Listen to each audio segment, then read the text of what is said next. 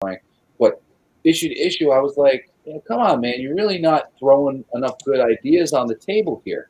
You think about what Jack Kirby and Stan Lee were thrown into an issue of the Fantastic Four, where a single issue of the Fantastic Four, it's like that was the first appearance of this, and this, like, as a concept and these characters. And, there was a lot going on as opposed to kind of a slow-paced rehashing.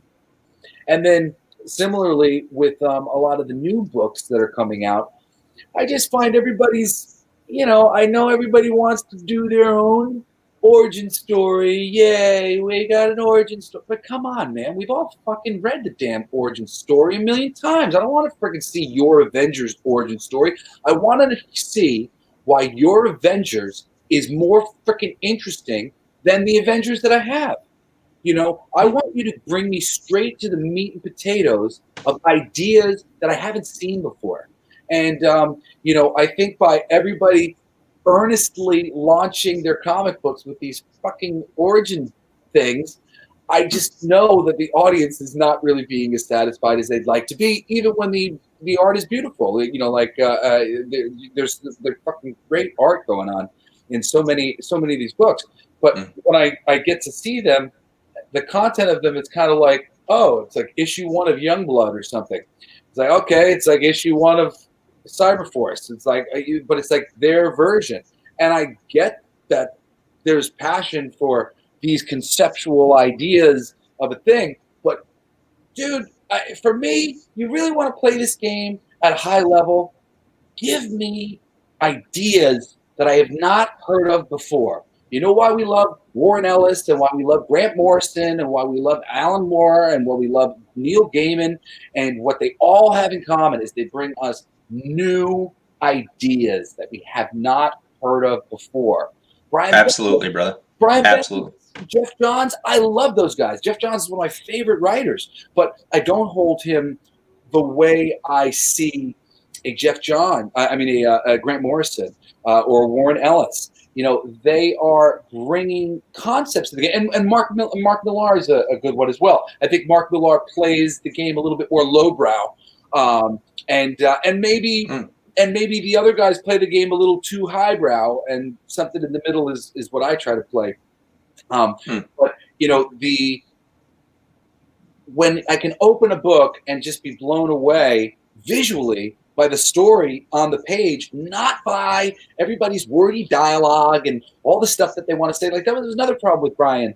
I really adore so much of his work, but it seemed that he kind of started to adore some of his work, and liked the sound of his thing in a way where, where Quentin Tarantino is not realizing that we love a lot of different things about his work, and if he was focused on, everybody loves my dialogue kind of thing, and then it's all about that and not about the meat and potatoes. And meat and potato stuff is what Grant Morrison and Warren Ellis, and Mark Millar, those guys will show up and do every time, and that's what everybody wants to see. Absolutely, yeah. These great Scott Snider as well. I love Scott. Scott's a good friend of mine. I just happened to got out of comics as he was writing more and more things. I've read his foundational stuff. He was a great writer. He and I grew up near each other. We shopped at the same comic book shop, and he was trying to get me into DC as I was deciding that I wanted to go independent. So I'm just not as read up on him or some of the more modern writers who are writing right now. I don't know who's working on what, because I've largely just been kind of going back to, things that I enjoy, like Thor or Venom or Batman and stuff like that. Like, I just read 3 Jokers, was great. Good. Yeah, what a beautiful book. My daughter, I came home with one of those cards from the comic book store, and my daughter saw it and just went, "What is that? Can I have that? Is that mine?" Yeah, right. As soon as I saw the cover, I wanted to look at it. No, okay. Yeah. Taking your comic books, the kids will start rating them. That's good, though, that they're rating comic books and not sitting in front of a screen, reading Venom. I really like Donnie Gates' stuff. I hadn't been able to read much of his books for a while, but I was just reading about them and some of the things he was doing, and I kept going, "Oh, that's so fun! That's so fun! I want to read that." So I finally kind of just jumped in, and that was fun too. As a comic fan, initially I was like, well, I'll wait until Spider-Man Nonstop comes out, #1 of the new one issue, and then I'm at the comic book store and I'm like looking around and I'm just like, Batman 100, final part of the Joker War, screw it, I'm jumping in, I've been into indie a lot lately. For me, and as far as and our comic shop closed down, in my hometown. I live out in the sticks, and it just went under. And so, with the comics, and so a lot of times I order them online, and I've gotten into indie. That's what I used to do. You could save a lot of money. I used to read 150 books a month. Holy smokes! Yeah, that's a lot of books. Well, in my mind, it's good though. I just had my eye on the prize, and all I wanted to do was get into Marvel or DC or both to help fill the toy box with. You want to get into it and you want to achieve. I don't blame you. Know what was going on. It's really interesting. One of my very first submissions to Marvel Comics was a short for a Marvel Comics Presents, and it got rejected, even though it's a really good script. And an editor friend of mine read it years later, and I had a lot of people read it before I submitted it, and everybody was like, "Great job, Jesse," kind of thing. And I was really excited. And when he rejected it, I was like, "Are you kidding me?" And what I realized was he just wasn't reading the current comics, and what I had done seemed ridiculous, but it was actually set up by a miniseries that was coming out at the time. It had already been out, but it was out 6 months ago, called Identity Disc. And an Identity Disc was a weird multi-team-up thing with Deadpool in it, which is why I was reading it, because I was a big hardcore Deadpool fan. I saw online that you wrote that issue with Deadpool, and then you did a Hulk as well, right? So you got to write the Marvel. Yeah, so in the early days, Deadpool fans, whenever Deadpool showed up, you'd be like, all right, Deadpool. There's a miniseries, Deadpool's in it. But also Sabretooth was in it, a couple cool characters were in it. It was kind of fun. It wasn't great, but it was something fun about it. And the Vulture was a central character who was trying to save his granddaughter who had cancer or something like that.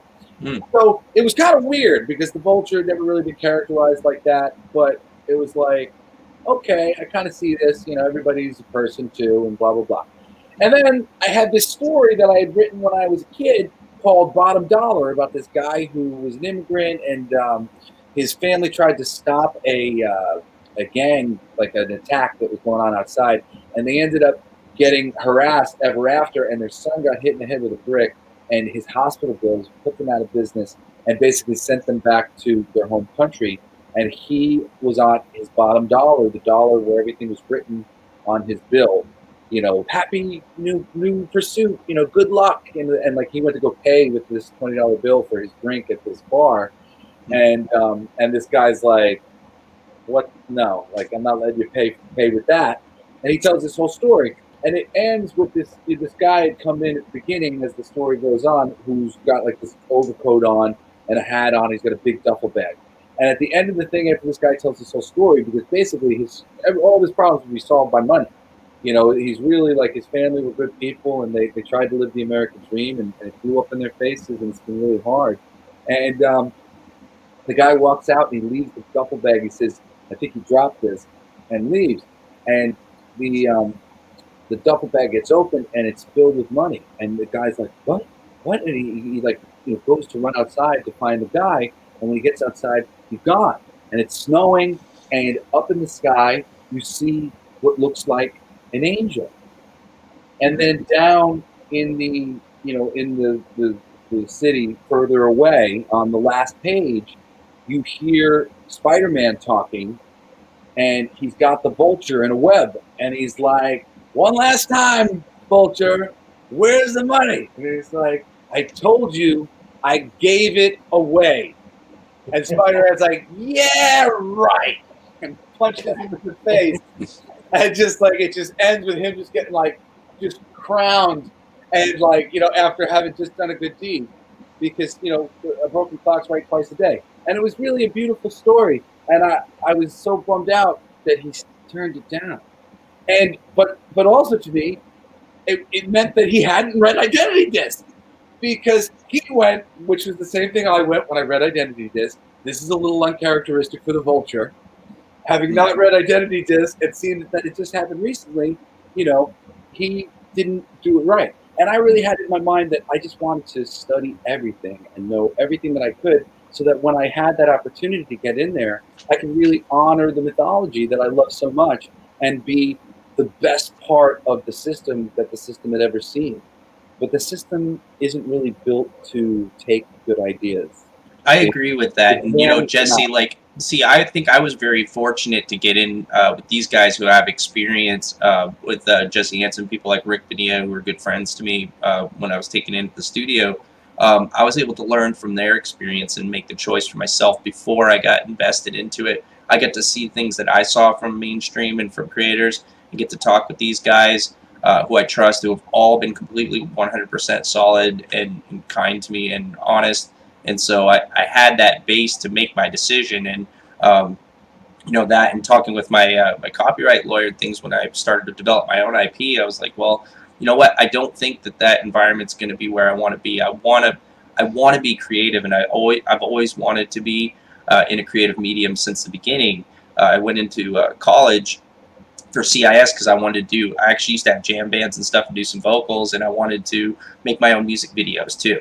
So I wanted to get into like CGI graphics, and I wanted to make video games, and I wanted to do these things, and the technology hadn't developed, so it wasn't for me. See, and nowadays you have Unity. One person can make a video game or an app game, but when I went to college, 20 plus years ago, no, it wasn't quite 20. Yeah, it was, let's see, 28.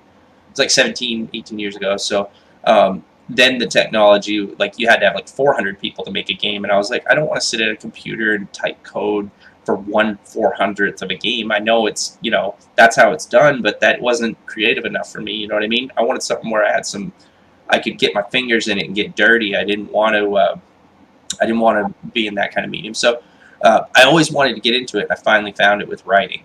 So when I get to that point, I get this information from these guys. I realized that I wanted to go independent. I wanted to try to blaze my own trail, and I want to be in control of my work. I don't want anybody sticking their fingers in. I don't want an editor telling me what's no good, because I have these talented friends who, I have that already. I have these guys who have my back, who can read my scripts and give me advice, and I don't have to, turn it over to somebody. You know what I mean? And I'm not at the mercy of somebody. You know what I'm saying? That's a lot different. Just like you said, Jesse, you said that, you don't think that environment is good for creativity, and it's not healthy for creativity. Well, across the board, creative. I'm sorry. You want to chat, baby? No. I was going to say big companies are not for creativity. You go in there with ideas, they pump your brakes very quickly. They're in it for make money. I've heard very famous artists say the same thing. That's why Tom McFarlane left. That's why the guys from Image left. Creative decisions, right? They had ideas that they couldn't explore. They had characters. It's a little more complicated than that, but basically they all said the same thing. I remember Tom McFarlane saying, "They gave me a title that was shit. I turned it into something, and all the time everybody just wants to ride at the caboose and tell me what I can and cannot draw." Well, it's very interesting, and I mean, there's all sorts of lovely editors, out there, and I don't want to make generalizations. But to a certain degree, the editors want to be the writers, and they're dictating the majority of the pulse of the things that the companies. Most projects are projects that derive from some meeting within editorial that decided it's time to bring back Captain Britain, either intellectually because he just showed up in another book and it makes sense, or because they're about to run into the amount of years that a character's been disappeared, and they're going to lose ownership of them if they don't use them. Which happens all the time in a company that has thousands of characters. These things literally come down. Oh wait, we're going to lose ownership of this bad guy or this whatever because they slipped through the cracks and they haven't showed up. We got to do an inventory story of that or the other thing. So I had a Blade pitch that was awesome. That was an awesome Blade pitch. I remember when you were on the show last time, you explained it. Sounded fantastic. That's the kind of book that I would want to read. It was good. I loved those movies. Well, the first two I loved. I love the first two movies. I really love the second one. I love Guillermo del Toro. And I really loved the sci-fi vampires, because prior to that, in the Marvel Universe, they hadn't done sci-fi vampires. It had been all this more Doctor Strange, magic-oriented vampires. And the science fiction angle in the Marvel Universe just made so much more sense and just opened it up to beautiful things. And one of the only problems that they had was they couldn't use Whistler. So I made up my own dude named Hummer. And I just had like this great big thing. Like I went above Dracula by making Nosferatu essentially like the Nosferati, this big council of vampires who were bitten by Varney, who's like the head vampire guy who created the vampire, and like have this like descent of the vampires. It was awesome. It took a year to get from me handing it in to people to it finally getting put up the ladder. And I got so much fucking compliments, so much sunshine blown up my ass about this fucking pitch. And I mean, like, I say that because it aggravated me. Like, I was like, you mother effers. Why did you get my damn hopes up about this? Like, it's been a year of telling me they love it till they don't. This, and you took so long to get it up the totem pole that by that time they were about. Or they had just greenlit plans for, I forget what the writer's name was, to do vampire. They like relaunched X-Men and they had vampires in it. I couldn't read. Oh, really? I was heartbroken. I remember Jubilee like became a vampire, and like there was like this weird like relaunch of the X-Men where like there was a lot of vampire shit going on, and they had Blade in it, and so I couldn't use Blade and I couldn't do my thing. And by the way, it was called Blade and the Daystalkers, and the first issue had a quote on it that said, "What kind of idiots stalk vampires at night?" Hannibal King. And that was really the whole thing. I wanted to just like flip the convention, and like if vampires exist in the Marvel Universe, let's feel what that feels like. As opposed to all this like playing it coy crap of like, oh, should vampire? Well, they do. So like, let's do it. Like, what does that mean? And so it was really cool. And granted, that kind of stuff doesn't usually go. It's usually like, hey, I need a mini series about this because blah, blah, blah. Hey, we want to do a tie-in Spider-Man book that has Kane, and then somebody goes, I love Kane because I want to get that job. Did they read the Clone Saga? Did they know anything about Kane's characterization? I don't know. If they had offered me that job, I probably still would have said yes, but I promised you, I would have read everything on Kane that I possibly could have read on Kane, so that I could have the best job that I could have did. And I'm certainly not prejudiced, but I just didn't happen to read those books. But that's kind of the thing that happens, like, where a lot of these writers, they just kind of view themselves as professional writers. Like, I won't name the writer, but I kind of couldn't go out with him afterwards after he told me what he told me. He basically said that based on his paycheck was based on how many drafts he would do. After I told him that I had just done like 9 drafts of Evil Ernie #1, because like I was relaunching it. It was my buddy Brian Polito's book. I really wanted to do justice to it. Even though he wasn't getting anything from it, it was his legacy, and I cared a lot about it, and I did. And it was a first issue, and I was packing a lot into it. I did 9 drafts, and this guy went, I see what they're paying me, and if there's no more than 2 zeros, 1 draft it is, or whatever it is. And I was just sort of mortified by anybody who would work like that. It kind of makes the whole thing feel kind of hollow for somebody. And I can tell you're a visionary and you're somebody who wants to do good work and make good expression in art. You obviously do it with your music, Jesse, and thank you. doing work. And I can see the passion, man. I know you're passionate about this, and it makes me sad to hear, about those difficulties in that situation. Someone like you who is so passionate and had all of these great ideas, and ultimately the system just is just not conducive to a creative mind. And they want people who are machines who could just pump out words, and they'll have the editing team give it a go over, and you'll have you change it, and they'll have this perfect story that they formulated, an alchemical, whatever formula they have for what's going to sell, and that's what they send out. Where I think that people who are intelligent and creative can do it independent and do it very well. There's already a lot of people who are professionals who are doing it successfully. And I'm excited about our work at Cornerstone. Our guys are indie before the big indie push, recently. These guys have been working. I mean, Jesse's been doing indie for over a decade. Rick's been doing it since he worked at Image. Atomic Mike, he got a taste of it too over there. He's got a story. They were at conventions and doing the shows and Image. Yeah, Rick was telling me they weren't promoting the book, Atomic Mike, and ended up doing well outside of Image. And it's still in print. I think you can still get it now, can't you, Rick? Yeah, you still get it on Amazon. It's still in print with his artwork in it, yeah. Just to give you an idea, Rick's insanely talented. I'm very surprised that about what happened within the past, but since then he's continued to draw and he's stayed sharp. He did this for us just a couple of years back. I've been showing this a lot, but it's in a preview book here, Curve the Nexus for the studio. But this is Rick's pencils and inks. Look at that, isn't that gorgeous? I love this. This is cool, man. Yeah, I like this. Yeah. Oh, that's right. That's Rick Bonilla. This is the guy here who did the line work for it. So this is just a preview sample, but what's your stuff, Rick? Yeah.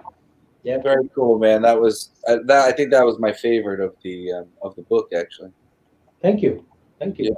Yeah, Rick's very talented. He does good work. And this here, here, I'll stop the sharing. The colors are so close to a style that I really like. They do it on Igor Cordy sometimes, and they do it on John Cassidy sometimes. Your style would look really good colored like they do in some of the. I think it's Heather Baker. The guy who drew Banner, they color his stuff like that. Or I don't know if it's what they're doing with the shading or something. It's very cool. Your stuff is got similar sort of vibe, but I think it's something in the coloring, how they color the stuff. It gives it a little bit more shape because you have a roundness, like a stoutness to your forms, and just kind of like who did the damn Banner book with Brian Azzarello? I forget what that artist's name is. Everything he draws is very stout. Very, very stout, but it's really cool, and the way they colored it, it just like made it all look very real. And so we've got the beginning here, the first page. This is Rick's work here as well on the horse with Vault on the knight. Vault is a knight, and he's on his horse in the first panel here. So we've gone through all the layouts and stuff, what we want to do. Now he's starting to piece together and do panels. So he started that. We got some more time, so we. So we're looking to put that time into it. He took the extra time to go through the script and get them something good. There was a little bit of delay on the magazine. They wanted to push it past all of this election craziness and get through Christmas. But I got a few personal things going that kind of set me back this week. Yeah. We'll get it's there. Understandable. And I remember you didn't get your vacation week either. We were supposed to hammer it out then. Yeah, they screwed me on that. There's always something. I was supposed to get a week off to get all this done, and sure, yeah, there's so we had to split the shifts, and no worries, brother. Hey, no worries, brother. Gat told me that they've got some more time anyway, so we're good. I wanted to make sure. We had a deadline before, but it looks like we're gonna have some more time, so we'll just use it. You know what I mean? I wanted to ask you, how's your show going? Was I don't know if forgive me if I'm wrong. Was I your first guest? Yes, you were. Yeah. So how many episodes have you done now? Oh Jesus, I don't even think I could count because I added more shows. I know I want to say 50 something at least. I don't know. I'll have to go back and count because I got a bunch of stuff. I learned video editing so I can do my own video editing. Oh, nice. Lou's here. Good day, mates. Hail. Are you building an audience? Well, yeah. Tonight, not so much, but yeah, we've got 4 watching now. It says so. And Lou came by. He's a good supporter. I like him. And so, yeah, we're pushing it. It's just been hard. There's a lot of competition. There was a while there where I didn't stream for a month, which was really bad for me. But just time wasn't there. You know, it's what it is. And so, we're doing the best we can, man. We're showing new stuff every time we go live. You have definitely helped me. I used your song. I appreciate you for letting me use that for my opener. Love the song. So we got some clips and to do that. Oh, we got Rick in the chat. Hail, Rick. Yeah. These are Lou. This is the first panel here for the page for Vault. And so Rick's putting that together now and doing the inks. And then, and so we're going to put that together. And hey, I talked with you, Jesse, about, you mentioned you like doing short stories. And I wanted to hit you with something. We talked about CG Jumpstart magazine. And so I kind of wanted to talk a little more about that this evening and the things that are going on and why I have such a big push into this. I've got 8 pages in so far that I've turned in from the studio that I wrote myself.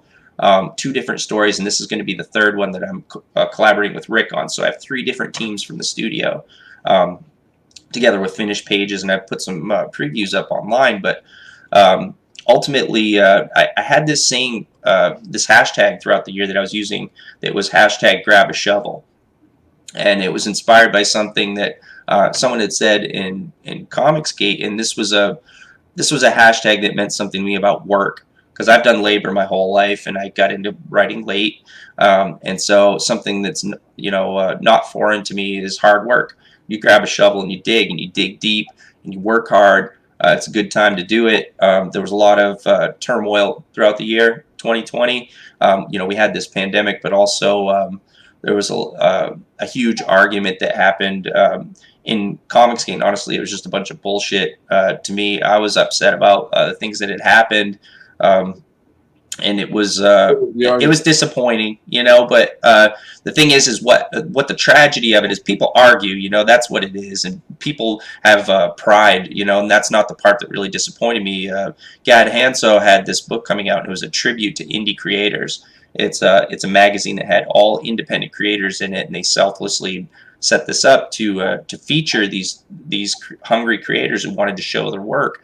And so this book ended up getting canceled through a couple of different ways. It was slandered online, and a lot of creators ran from the book. So they pulled their content to get out because they didn't want to be on that side of the argument.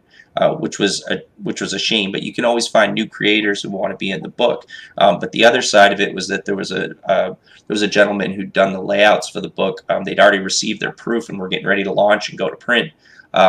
And those layouts were pulled, and so they didn't have a ready print file because of that. And so the book launch was delayed.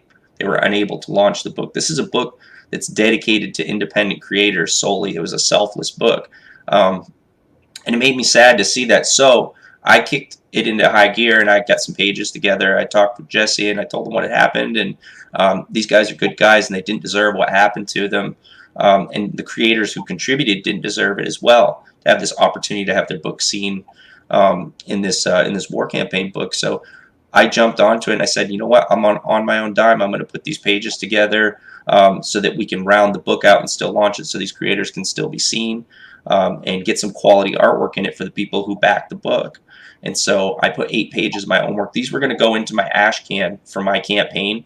Originally was the plan that I had these scripts plotted, but we put them together and pitched them their way, so that way we could round the book out and get some more content in there and launch a full book, so the guys that did stay in and wanted to be seen would be able to do that, and also to say fuck cancel culture, because it pissed me off. And so we did that. We're working on these other 4 pages, and the point that I was getting to is, yeah, I mean, I wanted to hit you up if you wanted. You said you do short stories. You said you didn't have any work that you could submit when we talked, but if you want to do an original script, I'll produce it. I'll put a team together, and we'll do quality work. And I can't show it publicly because the pages are for war campaign, but privately I can show you the quality of the work that I've done, so that you can see how your work will look. Do a 4-pager and turn in as an independent creator. I do my own independent creations, and I do things that are really, really, really high level, or I don't do anything.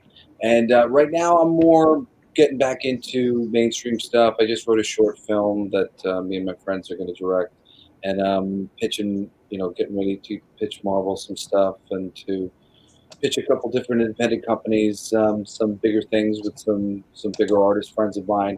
And, that's really where I'm focused. I'm just focused on doing stuff that, I'm really drawn to do, and I'm inspired to, work with, friends or pitches that I want to do. And, Hey, no problem, man. Hey, it's all right. You got a lot of stuff going on anyway, and you're busy. You don't have to. I just thought I'd hit you with it. If you did want to do a small script, I could get all the artwork produced and show it to you. If things change, let me know. The door's open, man. I know our guys are talented, and I certainly do have some ideas and that are sitting around. And if I think about it and I decide, you know what, I got a fun little something, I will let you know. Yeah, hit me up, brother. Yeah, for sure, because I got my campaign coming up too. If there's lots of time, so I mean, if you come up with something like that, let me know. We'll get it to people, and I would appreciate it too. It'd be fun to work with you, man. Yeah, right now I'm just sort of I'm starting a new band, and I have some other musicians who I'd like to work with, but I'm telling them, hey, I can't work with you guys right now. I want to focus on this. And hey, no problem. I'm pitching a couple different things and getting a couple things together, and I'm trying to just like keep my eye on the prize, and I kind of like to be a little controlling when I do the independent stuff. But I will. Hey, that's no problem. Hey, our guys are professionals. If you came up with something, I'm absolutely positive these guys can match the quality. We have some amazing talents. We'd get somebody good on it. But if you want to check out my promo for the magazine. I did a promo recently, and I like to work. The whole situation just pissed me off because I hated to see independent creators who were excited to see their work come out have it pushed back. And I wanted to make a statement with my work. That's why I do what I do. Is I want to make creative expression, but I want to make a statement too. I realize that everything that we do, maybe whether we realize it or not, is history. It's even our own history, even if it isn't recognized as human history, but I work forward for that. I want to contribute with my work to entertainment. I love entertainment, and so anyway, when this happened, it pissed me off. It's against everything that I believe in morals. I'm an honest person. I think it was bullshit. I was also personally pissed because the guy that pulled the book files, I had him on my show, and I was aware that it happened, but I gave the guy the benefit of the doubt. And he offered to work on my graphic novel, but I don't work with people who flake out. You know what I mean? And then the guy got hired by somebody else, and so it's just like the whole thing was just kind of personal to me. Yeah, well, that's understood. That's actually another thing too. It's become political. It's not for me. So within that. If I was going to do something for you, it would sort of have to be for me political. Like I would have to be making a statement from my centrist point of view that proves that, and it would have to be really a statement that exonerates you. It would have to be a statement of you're not fucking racist. Otherwise, you wouldn't have let me publish this. And something that does the fucking intelligent work that needs to be done in this stupid conversation, between people who should be freaking reasonable to the fact that these things have existed and there has been some reasonable measure of honoring the traditions that has gone on and taken place, and that there are ways to be progressive and honor tradition at the same time. You don't have to just throw the baby out with the bathwater. And the idea that like there should be an argument about how there could be balance in this thing. We could be honoring the past in a better way. We could be honoring the fans in a better way and also being progressive. It's so funny. Me and my buddy Aaron, we love to talk about how we could have cleaned up Kathleen Kennedy's Star Wars and let it be freaking gender politics galore, and people would have loved it anyway. People didn't hate it because of the gender politics so much as that was the only thing there for them to talk about. So I didn't really care for the movie, but I did notice there was a lot of gender politics. And then people are having a conversation about what they're to conversate about. And then the audience gets demonized for essentially being like, I don't like this movie. But they focus on a very small minority of the audience's conversation. How many of it happened with Bird of Prey too. Oh, sure. They were talking about that too. So yeah, but how many of us were literally going that? Oh, raise a Mary Sue. I never wrote that. Nobody ever like I didn't like Star Wars, but I didn't write that. A million different people didn't like the Star Wars, but didn't write that. But there was a few people who focused on that thing. And then there were other people who came along and were like, I'm going to prove that she is a Mary Sue. And I kind of have enjoyed the silly conversation that has gone on between like people who want to defend changing culture for culture's sake without properly, balancing it with the honoring of the past, which is important within the context of pop culture things, because if you don't do that, you're going to lose the audience who's paying for the thing. So like, if That's you're right. sort of like inherent in, you want this thing because there's an audience who's paying for the thing. Okay, we're going to honor them, and then, that's how all these conversations should start. And it seems like Star Wars is kind of doing it about face now because they haven't done that. Star Trek's my baby. I'm a big Trekker, and like, oh my God, Discovery is such a really, it's like a kick in the balls to Gene Roddenberry's vision. They're a Black Ops Star Trek team. In the future, we suck. I've got Lou here who's talking on the subject you were talking about from the chat. Says straight up plot holes and character assassinations is why I didn't like it, which was exactly what you were saying. They, to honor the past, assassinating the characters essentially as they were, and huge plot holes, and plus the attack on fans. And you know what, too? And then we stupidly got sucked into, and I mean, it's not like I was a big part of this, but I mean, at least in like from the sidelines, it was like going like, what? This is bullshit. Was just sort of the argument was being made. The people who made those arguments were sort of like demonized, and then a lot of the people wanted to come to the defense of the other people, and it's like a continuing offensive. It's like, that never works. Kind of a Mary Sue. Now that you mention it, like it's like okay, like when we have the conversation that is obviously the stupid one, like let's move off that one and have the other conversations quicker. But we're and I don't know. I think to a certain degree the media kind of focuses us badly as well, because once they see the thing, that's it, and then that's the conversation being had. And it's so silly because I think we all want progressive comic books. We all. The reason why the Marvel Universe was better than the DC Universe for so long was because Marvel Universe represented the world outside your window, and that included minorities. DC's been racing to match that on any level. It so happens that inherently there's been a lot of difficulty launching new concepts, and it's been a little bit harder than some people might think to get some of these things going with new characters, and they've been a little tricky about it here there. But I really do think there's always a good way to do anything. And what I think is what I've done with my work is I agree with you. Everyone's happy.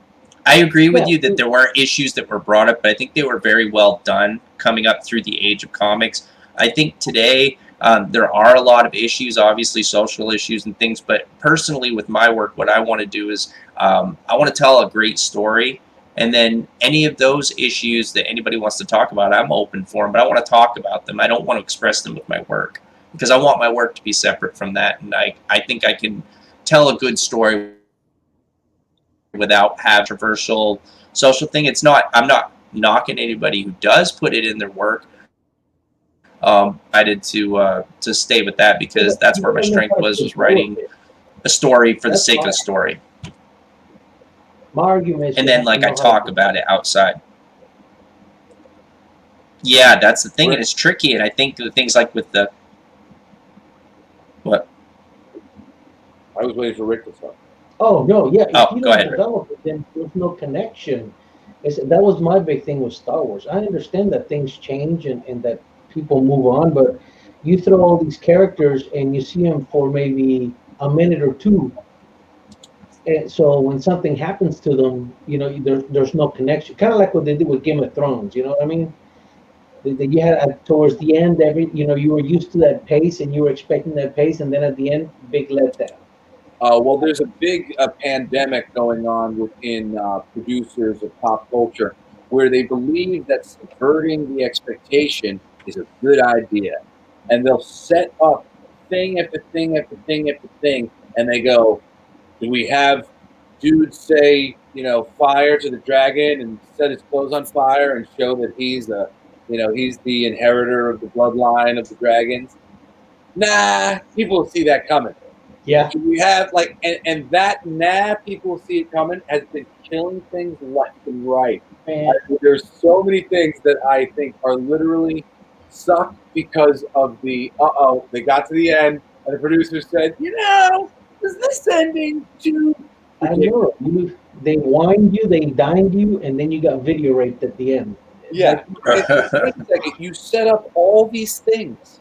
Why did you do that to me if this was how it was going to happen? I think the last movie that did that to me was Fantasy Island, and I was just like, what the fuck? I was like, this could have been so awesome. It's like you promised me so many great things. But we need linear visions, and I think that someone telling a story has a clear vision of how they want to tell a story. And I think it's not always, but I think a lot of times too many cooks spoil the soup, or you get like an editing crew that gets involved and starts, like you said, making executive decisions and making. It's bigger than that. It's bigger than that. It's lots of non-creative people doing creative work. Kathleen Kennedy. Yeah. This lady, just as publicly as can be, did the most rookie storyteller mistake you could possibly make, telling a big story.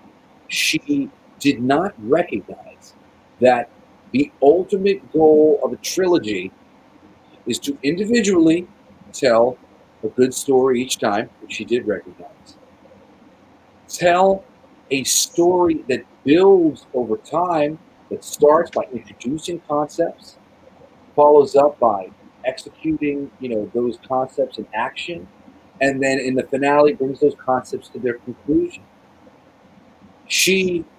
And then finally, she had a third job that she didn't recognize, which was to bring a satisfying conclusion to 9 films. Not just her own little, in her own microcosm. No, this was the end of 9 films. The fans had been promised by George Lucas that this was going to happen on some level, and it never happened. And this idiot, and she's an idiot. I'm just blown away that people like her are made into producers.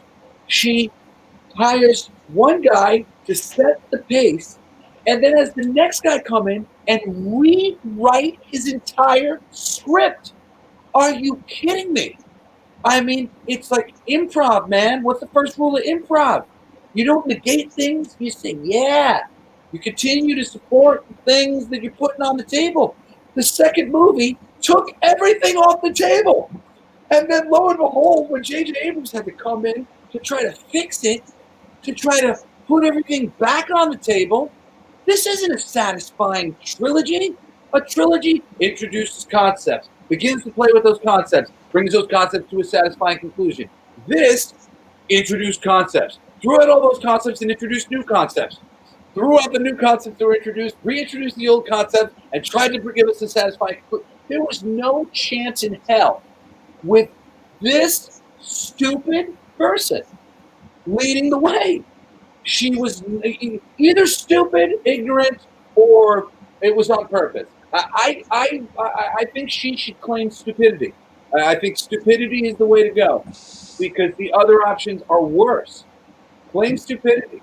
But she's not a writer, and she did not recognize that she had to wrap up a satisfying multi-trilogy, and that she had to build to it in order to do that in the first place. And worrying about, I'm going to let one good filmmaker make one good film, and I'll make another good filmmaker. Hey, that's a great producing idea when you're making one movie that stands alone by itself and isn't being affected by anything else.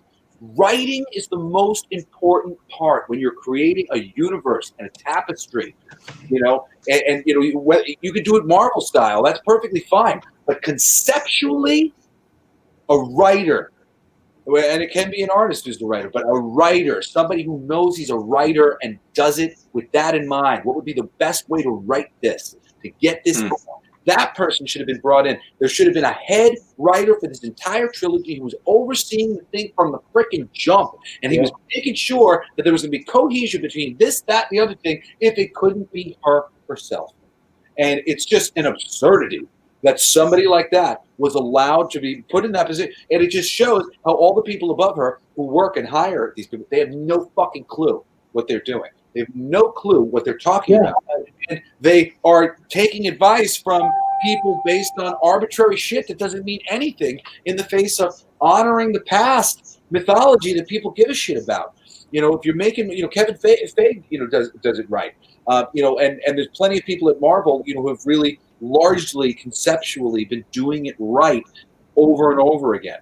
DC has perpetually fumbled the ball with the upper management at Warner Brothers seemingly having a complete disconnect with the value of their characters and whether or not they work for a modern audience. And the upper echelon seemed to be trying to convert every character Batman. That was what was going on for the longest time. Everybody's Batman. And if everybody's Batman, then nobody's fucking Batman. And it's all meaningless. The reason why these comic books have lasted as long as they have is because they all fit a different sort of moral demographic and really represent crime fighting and problem solving from a specific point of view that isn't being delivered by these other things. And that's the thing that's allowed Superman to survive next to Batman and Green Arrow to survive next to them, because they were all coming at it with a different point of view. And Wonder Woman, has clung on by becoming the centrist point of view to the Batman and the Superman.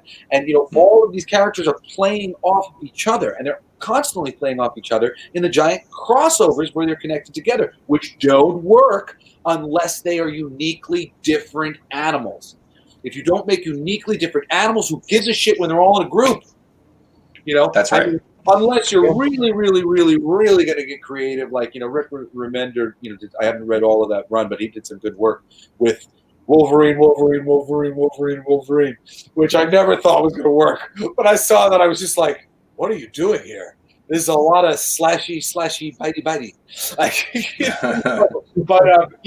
But sometimes you could take a thing like that, and if you lean into that concept the right way, you can pull out the things that are interesting about slashy, bitey. You can really, really amplify that stuff, which I think, is largely what he did, was able to, because he was amplifying, looking at killers and being a killer, what that meant, and so many things. So, there's always ways to make something good of a bad idea. And I mean, hey, I could have went into armed with a good friend of mine, a number of good friends of mine who love Star Wars, as a Star Wars enjoyer who's a great writer. I could have went in, I could have fixed the whole damn trilogy, so that it was not trampling over its own dick, which is what it did. I mean, oh my God! That's well said, brother. Fuck yeah. Movies it became good. It became X-Men in the Star Wars universe. It became X-Men in the Star Wars universe. The last Star Wars movie, I kept expecting for the professor to show up and recruit them. Because I need to look at it. I mean, by that last one, I mean, to a certain degree, I was like, Mary Poppins. Good job, JJ. That was a shit show. I knew it was going to be a shit show. I was expected to be a shit show. And, I mean, I watched that, and it's not the worst movie I've ever seen. And I loved your analogy, by the way, Jesse. Yeah. I don't know about you guys. Well, I'm absolutely sure about you guys, and you guys watch it at home, too. I'm sure when all of us trip on our own dick, it's a bad scene. So every time I step on my dick, it's terrible. That's literally what's going on. And I mean, I feel like so many people had to finally see it. Like, there was this really interesting thing, because people who were writing-minded, like myself, when they saw Last Jedi, they went, ooh, there's a lot of problems here.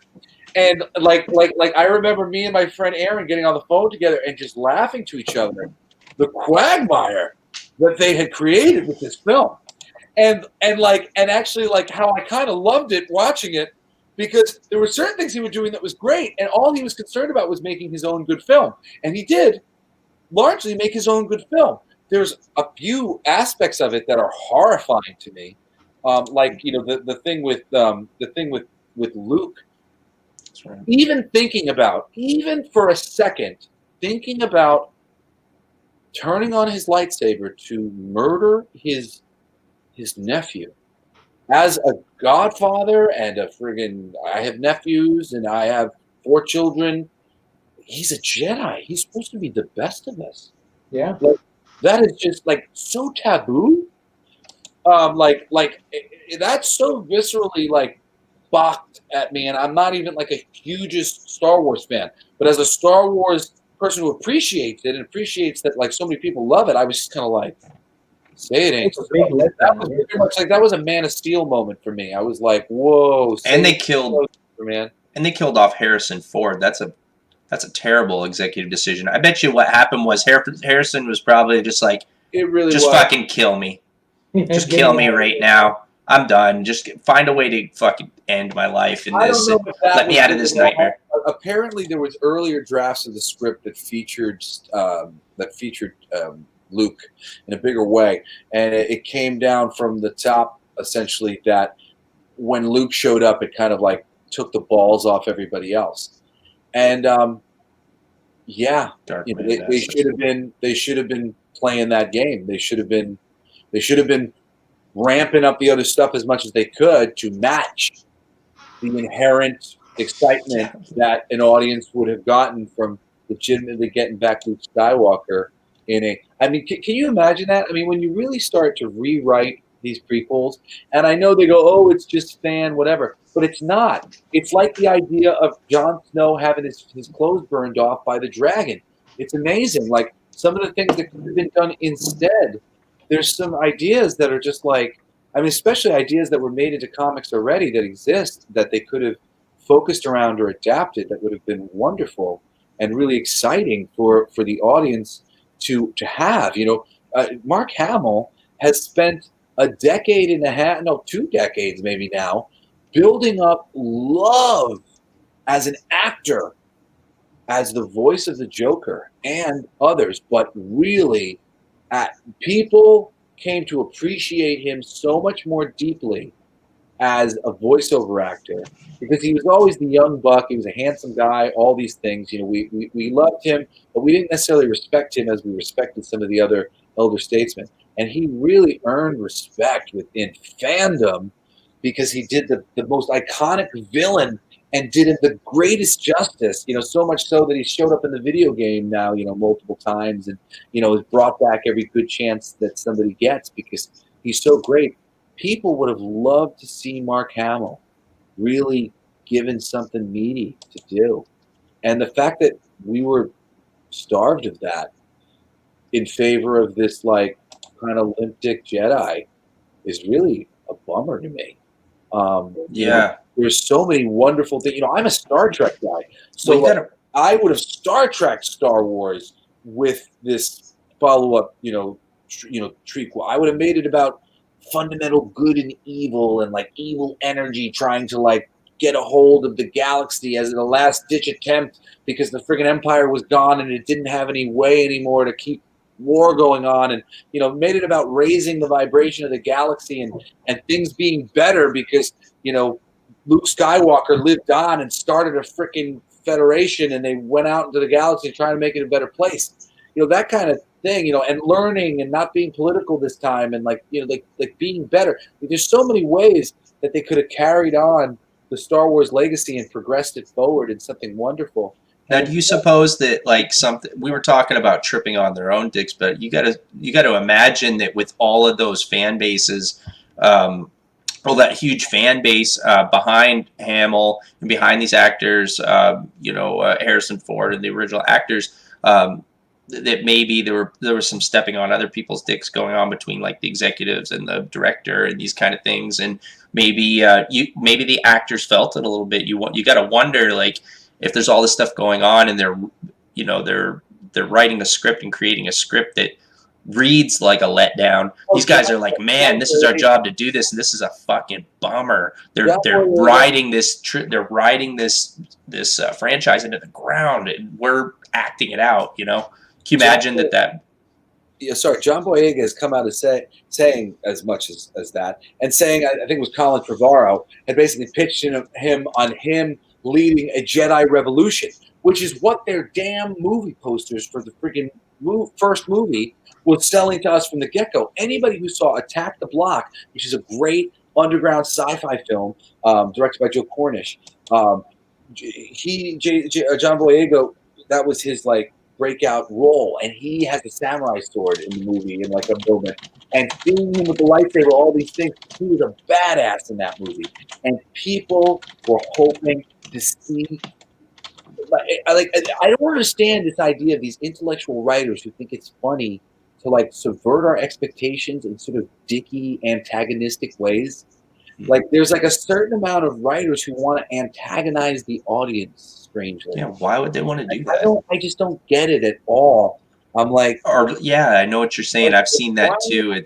I think they turns me off. Like, yeah, I think they feel like I want to antagonize the audience, so there's an audience for me antagonizing the audience, which I guess must be true. But oh boy, does that suck if it really is true that there's an audience for there's an audience for art that antagonizes its prime audience. Yeah. With an audience that wants to casually enjoy a prime audience being antagonized. Like, I think somebody dreamed that up somewhere that's actually a thing. I think what it is, it gets more buzz after the fact on the release, and people buy it just to see what a fucking disaster it is, and they get some sales like on that secondary wave. You know what I mean? When the first people were reading, like, oh, well, they're trying to preach to me and they're telling me this, and it was a bunch of horseshit, and then people buy it because, like, I want to see what this idiot wrote. What are these people talking about? And it creates a buzz, whereas maybe, I don't know if that's, like, the internet and, like, being oversaturated or the market being oversaturated and they're trying to stand out somehow, but I can't get into that kind of shit. I don't want to be preached to, just like you're saying, Jesse. I don't want to be the target of the writer trying to piss me off. Like, I mean, what is that? That's not writing. It's a gimmick is what it is. It's a, you know, that's the thing. You know, we didn't used to have such a direct connect social media wise to people, so we didn't get to see what their social commentary was. So, you know, our sensitivities go up when you're like, oh, I'm a big Trump supporter, and then we're reading your book and like they've got something that makes you go, oh, well, obviously you're a Trump supporter, but you wouldn't have thought that if they hadn't said that. And then the same thing goes the other way. You go, okay, I'm a big liberal guy. And then you do something in your book, and now instead of reading it as something that a character might do, you read into it as like, oh, this liberal guy is putting the stuff into my book. And, you know, the best writing is balanced writing. You know, like a relatable villain being somebody who you cared about is always a thing because that's balance. The villain isn't all bad. He's just, you know, like that's most people. You know, he doesn't know he's the villain.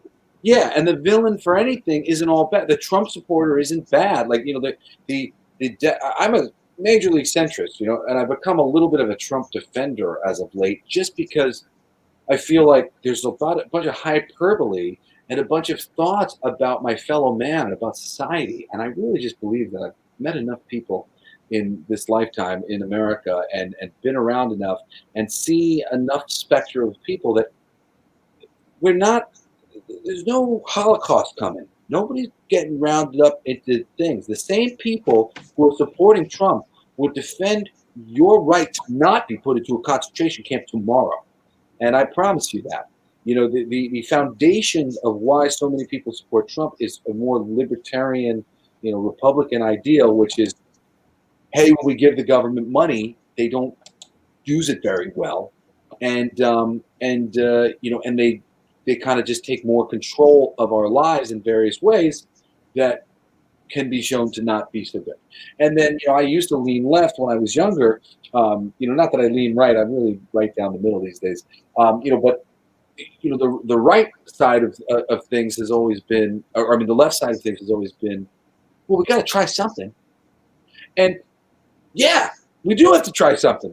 You know, the situation with the money is out of whack, and you know, it is what it is, and it's not going to change into this perfect libertarian system tomorrow. You know, perhaps there's a middle ground. And, you know, for me, I just keep waiting for both of the sides to go, hey, perhaps there's a middle ground. Perhaps there are some. That's the trick. Both sides need to work together.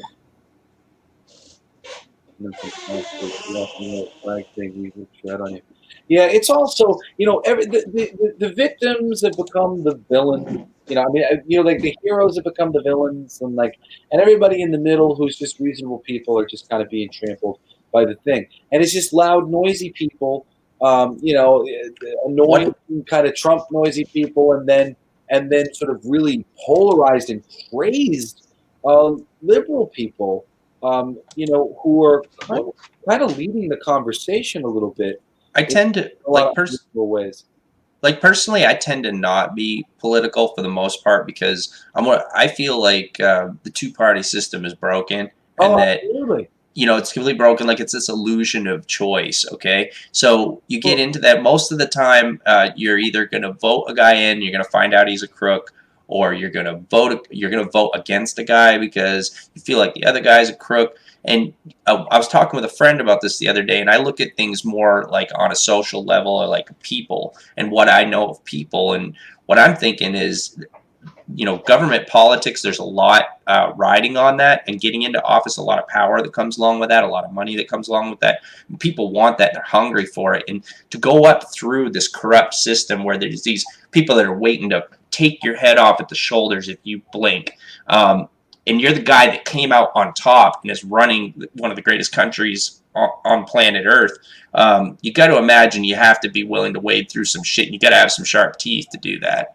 I mean, if you think about it, that maybe that's like that sounds like a cruel thing to say, but think about what kind of person you have to be to try to be a good person, and then you're coming up through all these people who are the biggest fucking snakes you've ever met in your whole life, who throw you under the bus the first minute that you turn around. I mean, these people survive through all of that and get into office. You gotta have your head on a swivel. It's hard to imagine that someone could be perfect and come up through that. You know what I mean? Yeah. Like, how do you combat that without being a monster yourself? You know what I'm saying? I understand. And I got to get out of here in a minute because it's getting late for me.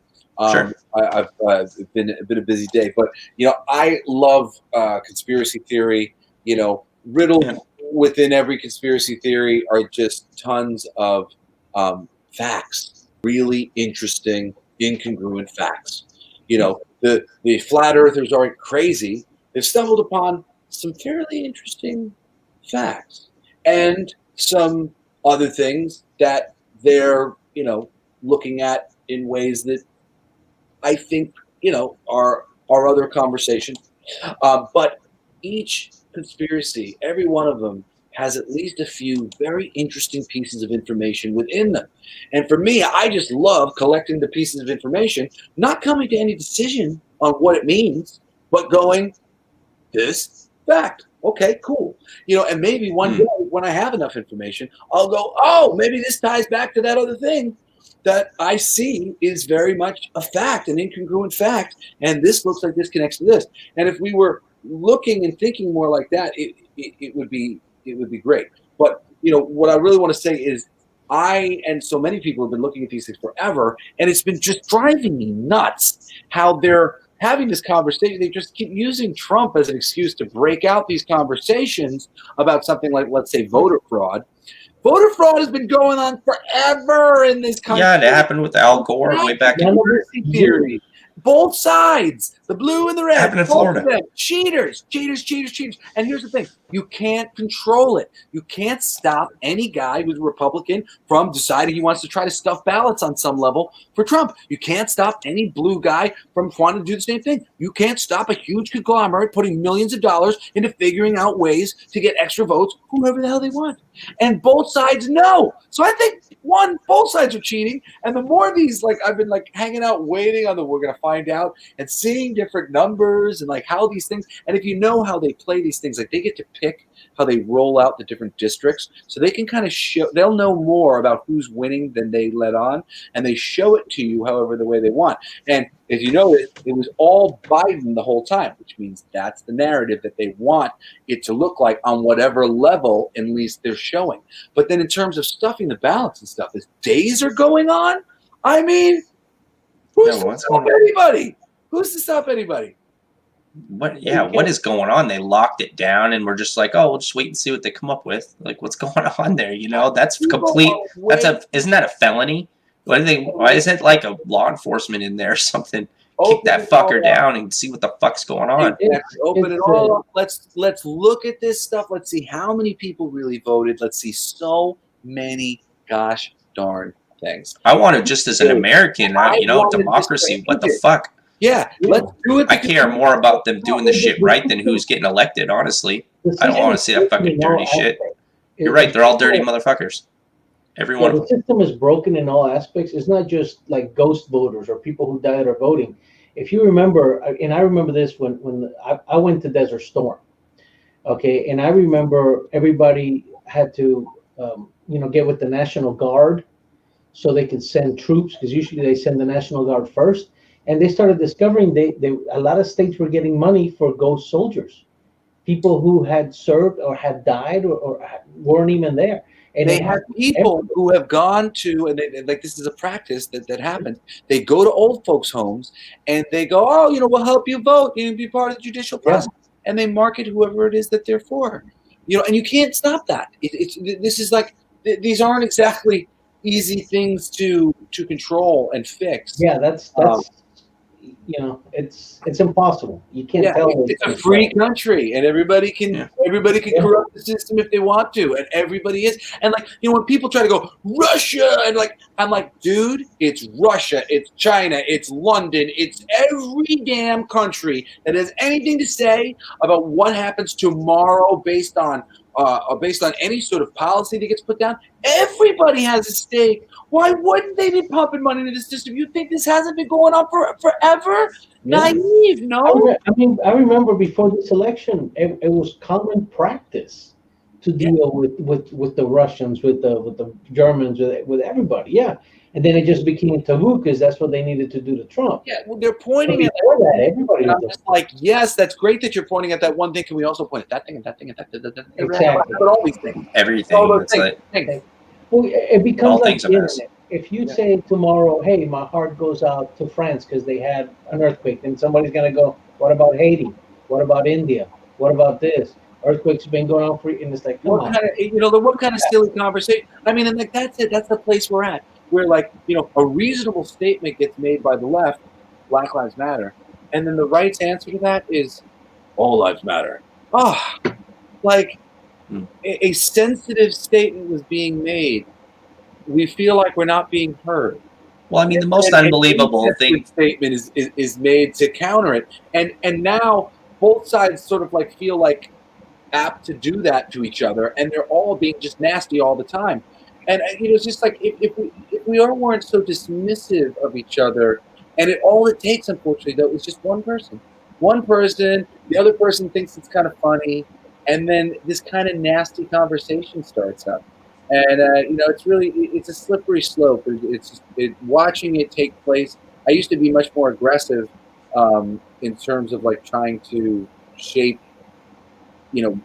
future minds in terms of like, hey, like this ain't so good and that's good.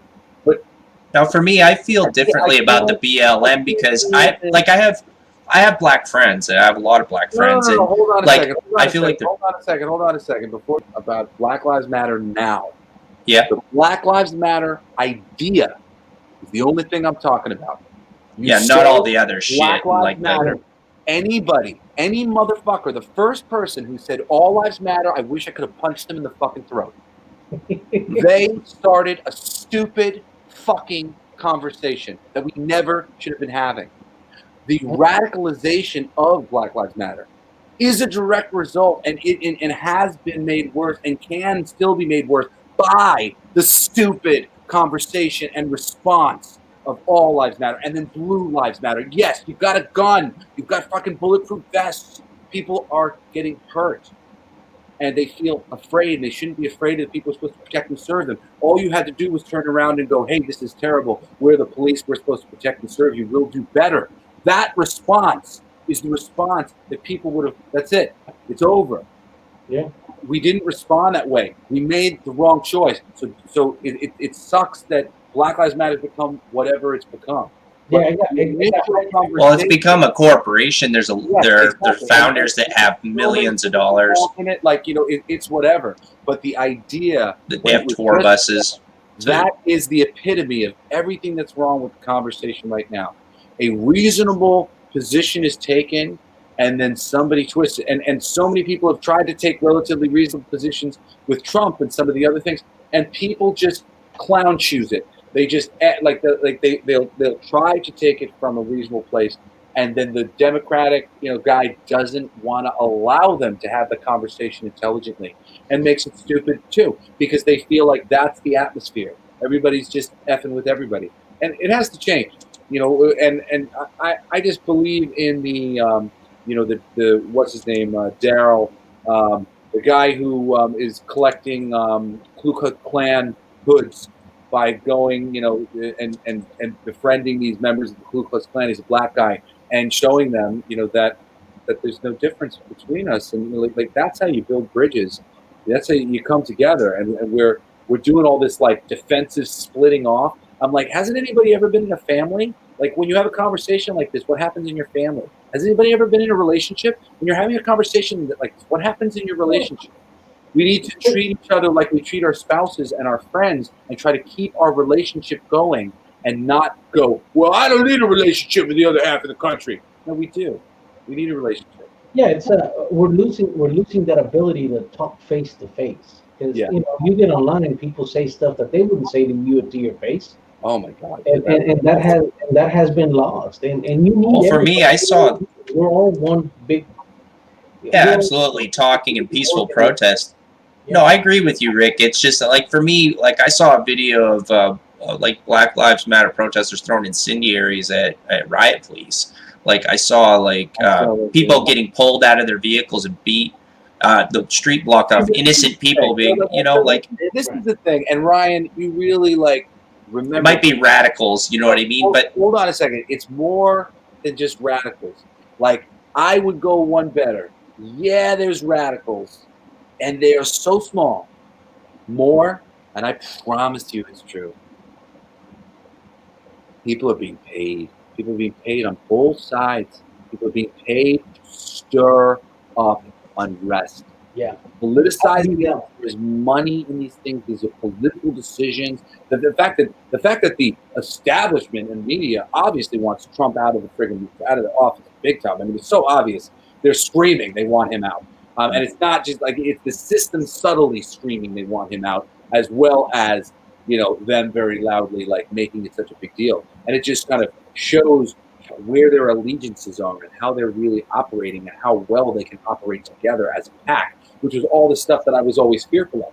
And, I mean, you can make all your arguments on the other side of things, but there's a real coordinated attack going on. And I don't think they know who's actually leading their initiatives. I don't know, but I know the founders of BLM. I think they bought up tour buses to go around and do whatever ended up being like, domestic terrorism. People were being shipped in on some, on some level. Lots of people were getting arrested from out of state. There's all sorts of things to basically show that Soros is involved in these things so that he knows what's going on, so that he can help put his money into radicalizing the situations and making them worse than they are. It was really funny. There were certain situations in Los Angeles where you saw videos of these things, where there were like strange things in the street that like very throwable objects, very available. Like I don't believe, and you know what? People can call me a conspiracy theorist for putting out something like that, but I'm an idealist, and I don't believe that we're this messed up. I really don't. I don't think we're this messed up. I think we're messed up in some ways. We're having a hard time with our. No, it's happening. People are angry. They want a reason to. But there's lots of people who are anarchists. There's people who want to see shit fall apart. You're wrong. You're wrong. And I believe you're wrong, Ryan. I believe you are eating the damn food that the Alex Joneses want to feed you, and even the left people want to feed you. We are good. We are good. It's the assholes who are 5% of the boys who are raping. Not the boys. Most of us are dumb schmucks, nice guys finishing last. And there's other guys jumping through the hoops, getting the girls because they're dicks to them. And for some reason, lots of women like that. And these men are representing us, and they're talking about it and these asshole radicalists who you see on the news, violence is shown on the news, hundreds of percentages more than in the past. We are seeing what they want us to see. hyper-violence. It does not mean that we are living in a country of a bunch of radicals. Just because a bunch of Republicans want to hold on to their guns doesn't mean they want to start a revolution. The foundations of this country is that we're supposed to be allowed to bear arms just in case, to make sure that the government is never allowed to just willy-nilly trample over our rights. I believe in that. That is a legit thing. We can't just start going, oh, they're all crazies. No, they're not. They're hunters and they're family men and they're former Marines and veterans and people who are making this country go round. The people who produce the commercials and produce the television shows are not making this country go round. And for every ignorant person, that the Democrats think that exists is a veteran who's a Republican because he hasn't liked Democratic policy, how it affects the war and how that stuff is affected. These decisions that are being made for money decisions, because we have what you like to call corporate Democrats who are working with business in kind of colluding ways for overall help in, more sort of liberal leaning ways of rights and things, which, these are important things. Both things are important. Our freedom's important. Our, the ability for everybody to pursue the American dream equally is important. But we have to see and acknowledge that both these things are important and come together and go, cool, let's do both things. Both things are important. And well, they sent riot police instead, and so they said, well, we've got batons and tear gas and stuff, so it's getting heavy out there. And ultimately, what do you think that they're trying to accomplish? What would they like in the end? What would make them stop and be satisfied besides the destruction that we see? I have my doubts over every single election since Reagan. It was tough for me when I woke up. I remember I saw they destroyed the Lincoln Monument in Portland, and it didn't seem like it made sense. I think it was Antifa. I was like, it didn't make sense. Stuff that you pay somebody and it's press, and it makes me and you upset. We're like, that sucks. Really? They did that? Why'd that have to happen? But it's stuff that makes us upset, and that's really the thing. It's always been. I mean, this has existed since, this is an ancient quote, spit out the bread and look away from the circus. Give them bread and give them circuses. Give them bread and give them circuses. What do you do to keep the people from not liking how you're governing the place? Give them food and things to do. That's what you do. Give them food and things to do. Give them even better. Give them something to fight about. Give them gladiators. Give them sports. Sports. So much of this country is propaganda. Everything that happens in this world is essentially propaganda for the world to keep going on the way the world has been going on. Nobody wants to admit this, because it's very scary, and it really takes like a decent amount of studying to see just how true that is. But you can get hints of it by just looking into a thing or two. You really start to investigate your health. You get sick. That's usually how so many people get on the path. And then you start just seeing how corrupted the system is just by the sheer fact that the money has taken over everything. The same people own the pharmaceutical industry, own the manufacturers that make the machines that are being used in the hospitals, own the companies that are making the textbooks the texts that are being taught in the colleges, own the colleges. All the same company owns the entire industry. What does this say to you? And when you start to study spiritual stuff, Eastern medicine, and I've really come to this, you understand that everything is placebo. A lot of our science is bullshit because we're getting it by virtue of our expectations are affecting the results. And how many times have you read a science book? Because it took me a while before I noticed it as I learned universal law. It's like, wow, I remember how many different books I've read on different scientific theories that went a little something like this. There was a lot of doubt about whether or not this could be done. But there was one person who believed that maybe it could be. Eventually, this one person found another person who believed that maybe it could be. These people finally got together, a group of other people, presumably, who thought maybe it could be, and they figured out how to do it. Now, because it had been done by other people were able to replicate the results, and on it went. This happens all the time, and this is a placebo effect. We can affect the results of our thing by simply how effective we think a thing will be. And there are actual measurable things, and there's plenty of science that is, not to say ironclad, because they're really not looking at things the way they should. We're living in densities, basically a molecule spread out in certain vicinities to each other, but there's mostly empty space in everything. Empty space. It's just everywhere. You're empty space. I'm empty space.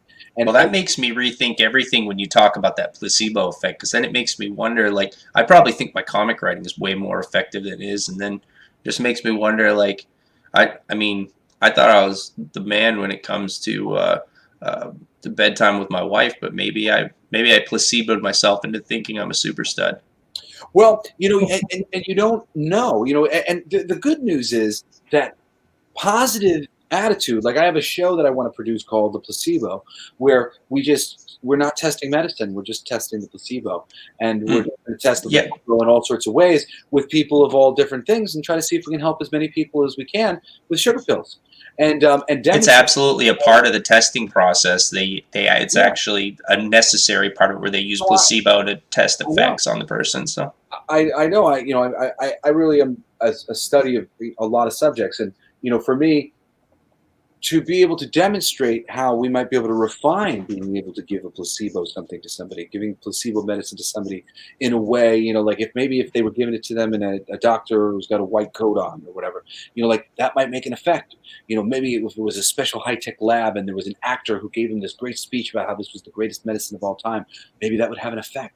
We could help more people and demonstrate to people the power of their mind. And this is affecting everything. So, we really have to have a much more open-minded, because the fools, I was an atheist before, the fools were those Catholics who were just blindly believing in all this religious stuff. Those fools foolishly came to the right answer on a lot of levels. And science will prove it eventually, but we're being kind of slow about it right now. And we're not really connecting a lot of dots in America that have been connected for a long time in the East. About our energetic fields and the fact that we're batteries walking around, and that idea comes before form. So the energy comes before the physical body, and cleaning out our energy fields is very important. And meanwhile, we're letting towers go up left and right, and we have not a thought in our mind about how all these frequencies might be affecting our energetic fields, because we're not taught to think about ourselves as energetic beings, but we are. Energetic beings, and we really have to do things.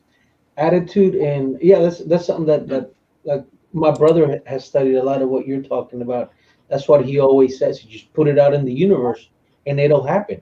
You work towards something. It's certainly possible. You can get in the way of it, and for me, I've always cared so much about everything that I did that I think I really have blocked a lot of energy for the things that I was doing, and I was only able to succeed to a certain point because I would kind of stifle it. And other things like voiceover, I'm very successful in the voiceover world. And it was because I didn't care. I didn't care. I put it out there, and then it came. And that really is kind of the magic. Really realize that you have a certain amount of power. Try not to overthink it. Put it out there. I have a girlfriend who just the other day, we were walking, and she was like, yeah, I want to get a new apartment. I'll have to keep my eyes open. And the next day, literally the next day, she got a phone call from her friend. And I feel like when the right amount of energy is put forth into the universe, it creates a subtle energetic, bond that gets pulled in. And we can kind of mess with that if we think too much about it. But really just a subtle, positive attitude about things is always the way to be. Yeah. Yeah, I think so. And I just saw your voice. Go ahead. No, for some people it works. They get what they want. For me, it's always given me what I need. And like my worst time, I remember one time I used to have a damn good job, and I ended up having to file bankruptcy, and I left the job. And I remember the day they came to repo all my stuff. I mean, everybody showed up at once. I was having a panic attack. And I just remember thinking, if somebody gives me a shot, I'll work any place, any day, anytime, right? By trade, I'm a diesel mechanic. Okay. I will not lie to you. Within 24 hours, I get a call from a guy I hadn't heard about in like 8 years, and he was like, "Dude, we just had one guy quit. We do roadside assistance. We need somebody crazy enough to fix trucks on the side of the freeway. We thought of you." The next day, I had a job. And it's been like that with me on other things. That's just one anecdote. So I believe I it. pee so badly, but in keeping with exactly what you're saying, I had a similar sort of thing happen to me just recently, not that long ago anyway, where I was meditating, and you could say I'm talking to myself, but I channel is probably a better word for it, and I talk to the spirits when I meditate, and I was basically having this conversation. Sorry, what did you just say? Because I forgot the story. Did you say you have to take a piss? No, it's okay. I gotta go because I gotta go to bed. Go to bed too. But the I gotta go. I feel like I gotta piss so bad my molars are floating. You get what you need. Oh yeah. So I was talking to my guides, and I was going like, yeah, but there are still parameters in which money or something would have to come to me. Like money's not just gonna fall out of the sky. And then I got this intuition like gave to me, like I would say they showed me money coming out of a plane, and I saw that the money was coming out of a plane because it was like drug money, and the plane was going to crash because of whatever situation, and that here was a scenario where it was raining money, and I was like, oh, well, okay, yeah, I hadn't thought about that, I suppose, and they were like, this is possible all the time. You human beings, you're always blocking yourself from thinking things are possible, and there's all sorts of things that are possible if you allow any possibility to be in play. And I sort of couldn't argue with that, and I was like, all right, like I get that, and like I ended up writing like a little song called "It's Raining Money" that just like to illustrate the point to myself or remind myself that like possibilities are really endless, and there's all sorts of ways that things could happen. And the next day, I got a phone call from a job that I had almost lost the previous year, and it was a voiceover job where I'm the voice of Food Paradise, and every season we had done prior to that was a 13-episode season. And I get a call, we got a 65-episode season. I could not have imagined that. I had done 4 seasons in a row of 13 episodes. I almost lost the job because they wanted to change the format like previous season. And now from 13 to 65, it's not double, it's not triple, it's not quadruple. It's like, I was like, what? And a job that I had not counted on as being really steady income for me and my family overnight became steady income for me and my family because it was so many, because it's not like one of those jobs where every time it airs I get paid. I just get paid to do the work. But to do that much work, oh my goodness, I could not have fathomed that being a possibility the day before. And really having an open mind. And really that's the thing too with like the current public discourse.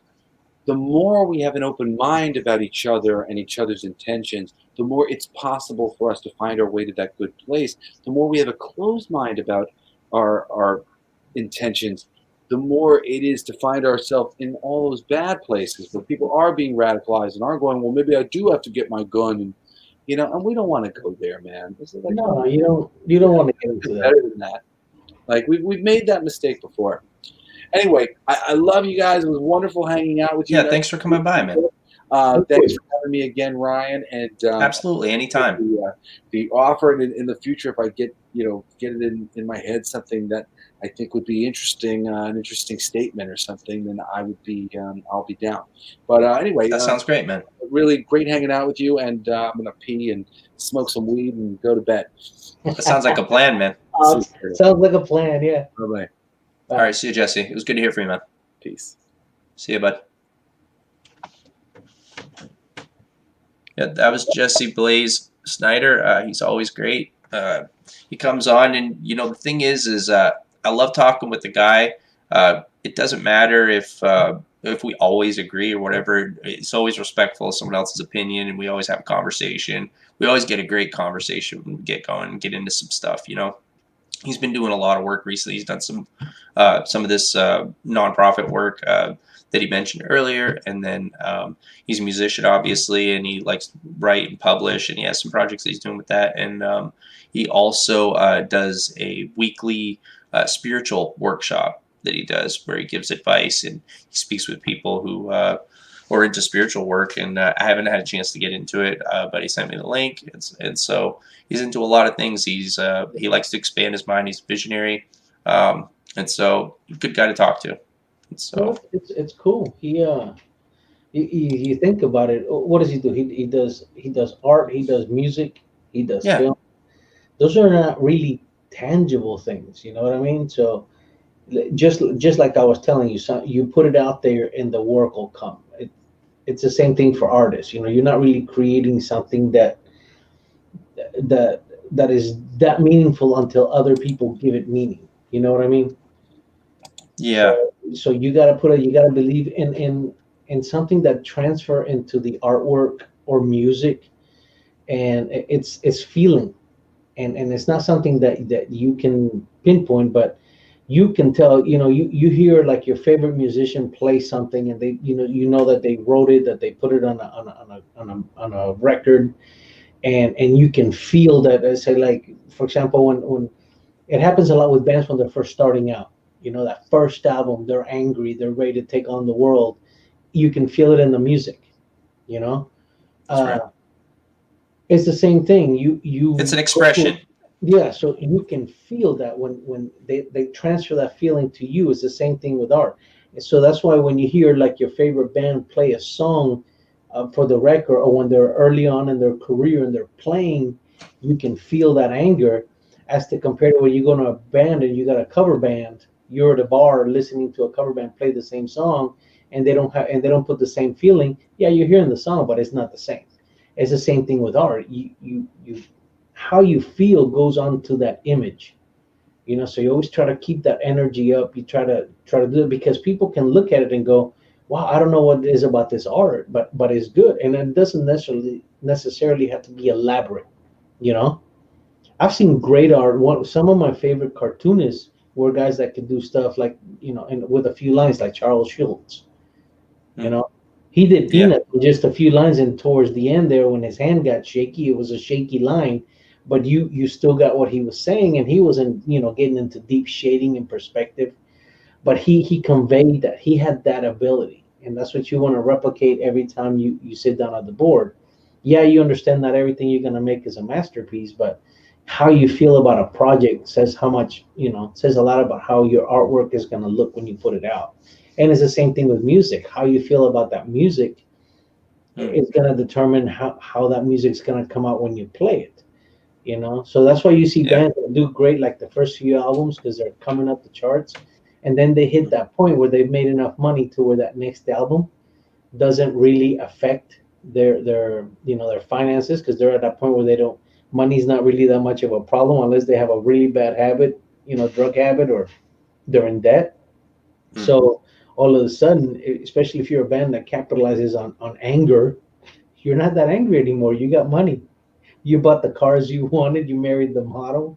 You got kids. Yeah, you kind of. And then you start noticing in the albums. Then all of a sudden, well, we got to go in a different direction because anger's not working anymore. Yeah, and can't get into the anger when everything's fucking great, right? Yeah, and then you either continue and plow through it, or you figure it out. That's so. Yeah, that makes sense, man. Attitude is very important, and you know, Jesse understands that. You understand that. Because I mean, how many people, like for me, how many people told me, you know, growing up in South America, what are you ever gonna make comics, you know? Yeah. And back then, in those days, I didn't see it. There wasn't a Hispanic market. All the comics I was reading were just reprints of American comics. And I remember thinking, I want to do American comics. And look at that. Hey, Rick. Ended up here in the States and have made American comics. It's just, it comes to you. You know, the more you work at it, the more you get what you put into it, you know. Hey, Rick, What do you say? That's a great subject, man, and you're definitely talented and have the passion. That's what I love about our guys. Very creative. Do you want to do a media break for anybody who's watching so that we can go? I got to go take a piss, man. Or I'm gonna explode. That's fine. Go ahead. I'll get out, man. Maybe it's not stream. That's like not good stream etiquette to say that, but I'm a human being, man, and I gotta fucking go. So Yeah. I've been holding it now for like a half an hour, so we're gonna get that. I'll put in a media break, right? And then we will. Myself. Yeah, absolutely, man. It's been a little bit of time, so I was thinking we'd, yeah, for sure, we'll do that, and then when we come back, we'll get into some more. I'm gonna stay on for a little bit, so I'll talk with you, Rick, while you're drawing and stuff, and we're hanging out. Okay. Cool.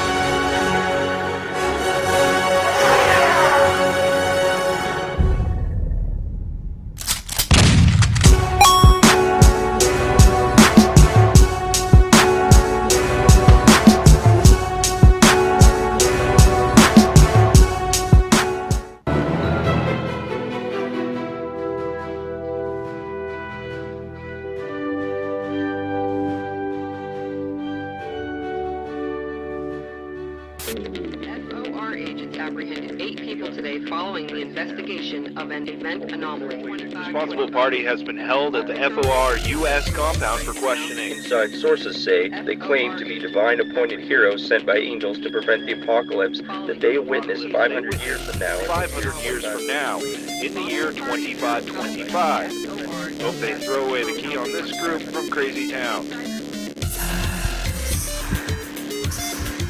Ultra Ghost reporting for duty. Name's Gix. I'm AI. What's your malfunction, chump?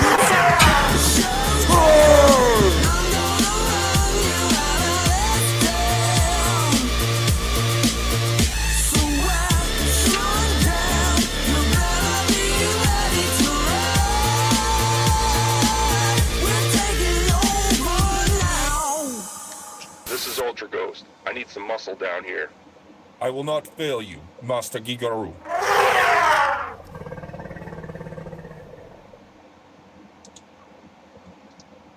Absolutely. That was the Grifter Gate promo that I did, and as well the Hayward Saints 8 trailer done by Dan Stairs with artwork from our studio. I wanted to mention also that we are doing a D&D stream. The D&D stream is going to be myself, Joseph Arnold, Blake, Bray, and well, let me go in here, and we have 5 players. That's terrible. We just started. We did a play test the other day, and it was it turned out fantastic. So let me go ahead and bring this up here. And we've got and Vince Valentine as well. Yep. And so yeah, and we had a great session the other day. It was a lot of fun, and Joe's doing all the artwork for that. So make sure you guys catch that. I'm playing a lawful evil sorcerer named Kalvar Anon, the Ghost of Tull, and so that's what I made for character. I'm playing 5th edition. We're trying not to make it weak, and it's going okay. We had a good test session. I got a bunch of footage from it. We recorded it. So we're going to do some promotional stuff with it and show you guys some of our role-playing and our mishaps. And Joe's good DM. So we had a good time. It was a good crowd. So we had a good time. And so we got that. As well, I did a... hey, Rick, you want to see my promo for the for CG Jumpstart?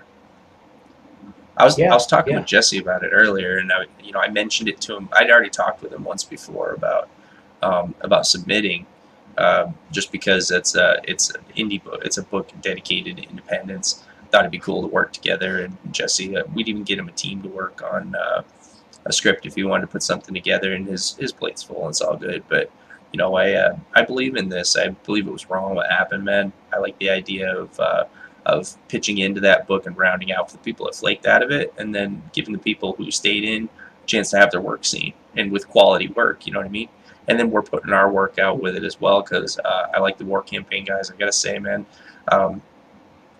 you know, people talk a lot of shit, but those guys have been 100% honest to me and been very cool. So so fuck that, fuck cancel culture. I'll grab a shovel and I'll dig all day for that, and you know, hire guys to do it, and have people show their work. I mean, you guys are talented people, so people should see your work anyway. So I'm happy to pitch up scripts for that, because I believe in it. So I did this, but I did this promo not to get on a bad note, like, and it was fun. I did it for Halloween, but I adapted it for let me see here. Yeah, I adapted it for everyday use because I like it.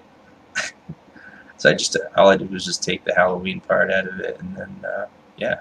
So yeah, here that is. Hold on a second. I'm gonna play that real fast. And then I want to get into your page here. I want to get into your work. Hold on a second.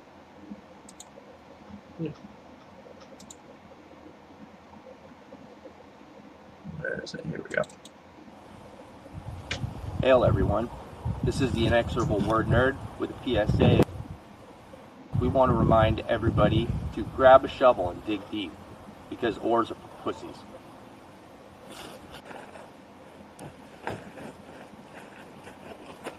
Oh, there's a good spot right there. We can bury a cancel tent.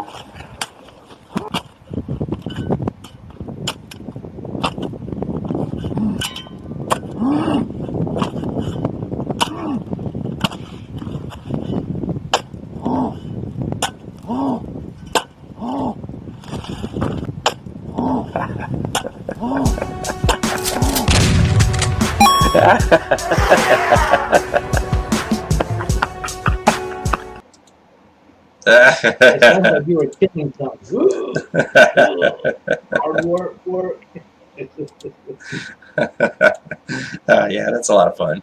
Yeah, I like that. Yeah, I mean, the idea behind it, like we were talking about it before, about the hashtag grab a shovel. Originally, it was meant to inspire people, just to cut the shit. You know what I mean? And I had a rough year. You know, the idea behind it at first was to grab a shovel and dig, because it's something everybody can do on their own. There was another hashtag that was grab an ore that everybody was spreading around from John Malin for a while, and that's you know, that implies a togetherness where everybody has to row together to row this giant boat, which was CG, and it was this dream apparently they had that just got totally fucking twisted. And then when things went bad, then there was no unity. And the grab a shovel is, we can all grab a shovel and work. We can use the shovel to bury the hatchet. You know, bury the shit, and then bury SJWs in our work. Show them our greatness. Dig, work. You know, put it out there. Your work is something that can't be argued. You put work into something, and you create something great. You do it, and that was the idea behind it at first, and then eventually. You know, it turned out to be just, you know, it's the same all the time. You're always working towards your goals, no matter what's going on. And so, and for me, I'm a laborer, so, you know, hard work, having a tool in your hand and digging, grab it. My dad used to have this saying, it was grab it and growl. And I'm sure that's pretty popular. I'm sure people have heard that before, but, you know. The one we use is head down, keep swimming. Yeah, you use head down. He used to say grab it and growl, and he did growl. He was like, he actually cut wood, and he cut in the Canadian woods. He was 5'6". He was like a Wolverine. It was very much like it, even though it wasn't one of his favorite characters. Always growling. The guy he'd get pissed off, and you could hear it. And so that was one of his saying, grab it and growl. You know what I mean? And so yeah, I mean. So it's about work, but it's also about now it's come to you know, it keeps evolving. The grab a shovel keeps evolving, and now it's grab a shovel and bury cancel culture is what it's come to now. It fits all of these things. That's how I feel. You know, I don't ask anybody else to come along with that, but just the events this year, it just kind of pissed me off. Well, yeah, So you just can't pander to that type of crowd because no matter what you do, there's always somebody who wants to tell you what you have to do. You know, they're not there at the beginning when you're struggling. They just come in at the end and then they want to tell you what you should do. That's that's just some people are just like that. So as long as you don't pander to them, you're not really gonna suffer by it. Really, that at least that's the way I see it. You know, all the yeah, people it's that true. can go down by cancel culture are people who pander to it. And then, it's just like we're flammable. Why would we go around that flame? You know what I mean? You see them dancing around the fire, and next thing you know, poof, they're on fire and getting Yeah. canceled themselves. So Yeah, I mean, it can absolutely happen. For me, it was, the book stood for something. Um, for me, it stood for an appreciation, which War Campaign and CG at one time showed to be paramount to care about creators, independent creators who wanted a place to go other than mainstream. And mainstream's just not for me. I'm not the kind of guy. I can't get along with that shit. I'm just not into it, and it would affect me in a way that would hurt me creatively, or with my career. I mean, trying to hold a career up and playing ball with some of the practices, I couldn't do it, and I know that. And so I have to be done independent, whether it's now or if I have to wait, if I have to do more artwork before I launch, whatever circumstances. If the circumstances in CG are such that launching into it wouldn't be advantageous, then so be it. That's what it is. But at least I'm gonna be able to sleep at night. I'm gonna speak my mind, and I'm gonna say what I feel. And if I have to wait, that's fine. I'm patient. My work's gonna sit right in the vault. It's not going anywhere. God. And I know nobody's gonna create anything just like it. So it's very unique, and I'm excited about sharing the work, but I don't want to do it the wrong way. I want to make sure that it hits true with fans, and so that's what it is. So that's what we're gonna do. But that ultimately probably was a little over the top. But it's all good, man. I'm proud of the work that we're doing, and I'm proud to be contributing to this. I can't wait to see the book come out because I think that'll be important as well. Seeing it delayed Exactly. That's made what me sad, excites me the most. Actually, Fucking broke my putting heart. something that's going to be seen again. Yeah, and those other creators that stayed in were expecting to have their work seen. You know what I mean? Like, but the guys that flaked out, that made it the book, so the book was unfinished. It put them in a spot where their work didn't get out to fans who were expecting the release. Yeah. Ultimately, so filling in there's, I feel like I'm doing my part. You know what I mean? That's what it is. Like, those are the kind of things we don't want. Because if we say it's okay for those things to happen in Comicsgate, or anywhere, any environment that you're in, then eventually, just like you said, Rick, you could be the one that it's happening to next. And we're already seeing it. A very good example of it is that everybody thought, War Campaign was crazy for calling out quality, and for for telling people that that going along with this cancel and turning the cheek so that you can launch a project. It was obviously it seems like a no-brainer that would be wrong, but we see creators now that we're getting they're feeling that burn, that now they're on fire. Yeah. Not to call anybody out because we all know who they are, but ultimately, like, it's we're seeing it already now, and so these are practices that are happening because. Go ahead. No, I suffered from that for many years. I wouldn't speak up or say anything for fear of offending, future customers and things like that, or people that I thought were going to help me out or something like that. And then in the end, you start noticing that other people don't give a shit how you feel, and then they'll say nasty things, and then if you say something, they'll attack you. So after a while, I was like, you know what? I'm going to speak my mind. I'm going to be myself. And if you like it, you like it. If you don't, you don't. I've taken some hits for it, but then I've made some better friends, and so it had to happen. That's right. Part of the purge. Yeah. I saw, especially on social media, a lot of people that I didn't say anything because, I admire their work. And then after a while, I was like, you know what? I don't need you in my life. Yeah, you do great work, but I don't need to be part of your, internet personal life. So I had to leave them alone, just take them out of my feed just because it was just, I like I said, I lost a lot of respect for people that I admired, not because of the political views, but the way they treated other people when they didn't agree with them. That's right. Yeah. Well, that- yeah, that that's the was thing, cool. man. You got to be You know, yourself, and that's the way I look at it. I think people should respect you for who you are, you have rather to than look at the end of the day. If you have a flat tire, Trump or Biden are not going to come and help you. It's going to be your neighbor that lets you use a jack or helps you with a flat tire. So if you treat your neighbors like crap because of this, it's not you're not going to go far. Everybody needs everybody. There's no self-made. You hear people say, "Oh, he's a self-made millionaire." Bullshit. You don't become a millionaire by yourself. You need other people's help. Somebody's got to show you, somebody's going to take you, and other people got to give you their money for you to become a millionaire. There's no self-made, person. That you're a combination of things that you've studied, the people you admire, and the people who have helped you along or will help you along. Hmm. And we all need each other, whether we like it or not. Whether it's somebody not, you can't just say like, well, screw France or screw, like we were saying earlier, because you need them. There are things that we need out of them. That we all need each other.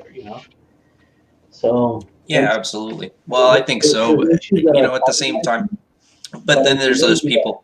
Yeah, go ahead. Well, no, I was going to say that I agree that we need each other, but that's kind of what it's about. Like we need solid people around us, Correct. and I think that it's unhealthy for Comicsgate to for people to cancel other creators and then to turn a cheek when it's happening, because we don't want to. I don't think we want to encourage that at any level, for people to be canceled, to have books canceled, regardless of how you feel. There's a lot of Hanzo's a talented creator.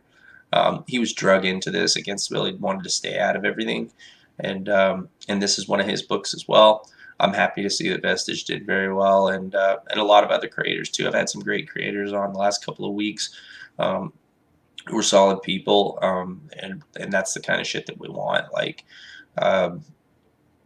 yeah, I mean, there's a lot of cutthroaty going on in comics and independent comics and mainstream comics anyway. Yeah, but it shouldn't have to be. I mean, but it does, though, Rick. You know what I mean? Not everybody. There's always somebody who's going to be a shithead and try to rain on everybody else's parade. But for the most part, you just, as long as you stay true to yourself, you're a good person. You reach out to people and be honest and be like, hey, I'm trying to do this. Are you interested?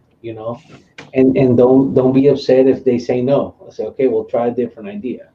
And in this country with our economic system, you put the book out there. If people are not interested, fine. Don't get discouraged. Try something else. Yeah.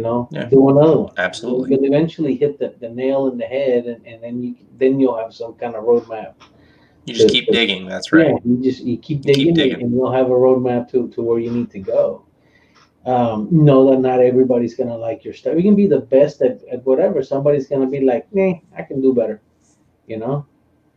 So yeah, everybody's a critic. That's sometimes true. You just gotta let you gotta let it roll off. Unless they have some constructive criticism that can help you. If they're just like tearing you down for the sake of tearing you down, just ignore them. But the way I look at it is that, I mean, I've got quite a few years in already, and I put a lot of time and dedication into my craft, and you guys have as well. That we've got a lot of experience in our studio. Our guys are very good. Quality's good. So ultimately, the way I feel is, why should we should continue to work hard, and there are fans that are going to want quality work, and we're doing quality work. And so what I mean is, I would prefer meritocracy. Is what I would, and that's been totally blown away this year. I don't think that that projects are being held up based on their merit. I think that there's a lot of clicks going on, and books are getting A for effort sent through, and in favor of YouTube views, which is I mean, don't get me wrong, it's a powerful marketing tool, but but yeah, I mean, without the meritocracy in place, you lose a lot. You lose credibility as far as critiquing mainstream artwork, which is the foundation of Comicsgate. Your boy Zach started all of this by critiquing Marvel and showing and being vocal about things that were wrong in publishing with these heroes and characters we like. And so by not upholding that, then what is it? You know what I mean? What is this thing? And like, where is he? You know, he shows up on Ethan's stream a few times. He's doing his own thing. He's very successful. But, you know, we can't forget that this was founded on these principles. And it's ultimately about quality and about meeting that quality with your own work so you don't lose that credibility. If you're not putting out that quality, you're putting out terrible books because you have 100,000 YouTube viewers for some reason other than comics and these books are going out, then, you know, you kind of lose your right to say, well, there's something wrong with your books. You don't really get to say that, you know what I mean? Because they say, well, look what you're putting out. You know what I mean? Yeah, I mean, you see what I'm saying? Like, you completely lose that. Yeah, it's not really your right. It's the customer is the one who does it, because you could be putting out a book that looks simple, but if people are digging it, it's gonna sell, you know. And then you can't go out there and go, well, your art is crap. Well, books are selling, brother. You know, money talks. Always. I suppose so. Yeah, if you can get the customers, that's what it is. You know, that's what I tell everybody. It's tough though. But then it's hard because I suppose it's subjective. Because if you read the book, even if the artwork's shit, if it's a good story or it's well done, yeah. I mean, it's hard to sell a book even if the work is completely shit. Though, I mean, you know, you have to have some kind of art presence. Like you said, you were talking about Schultz, how it was simple, but it was well done. You see what I'm saying? There's a big difference between that and like actual shit artwork. I hide a lot of my mistakes with all the detail and stuff that I put in there. You know, Yeah. if you look deep enough, you'll see the cracks in the foundation. But yeah, Schultz was out there with no net, and his stuff, it was so simple that, you know, if he wasn't on his game, you knew about it. So he was always on his game.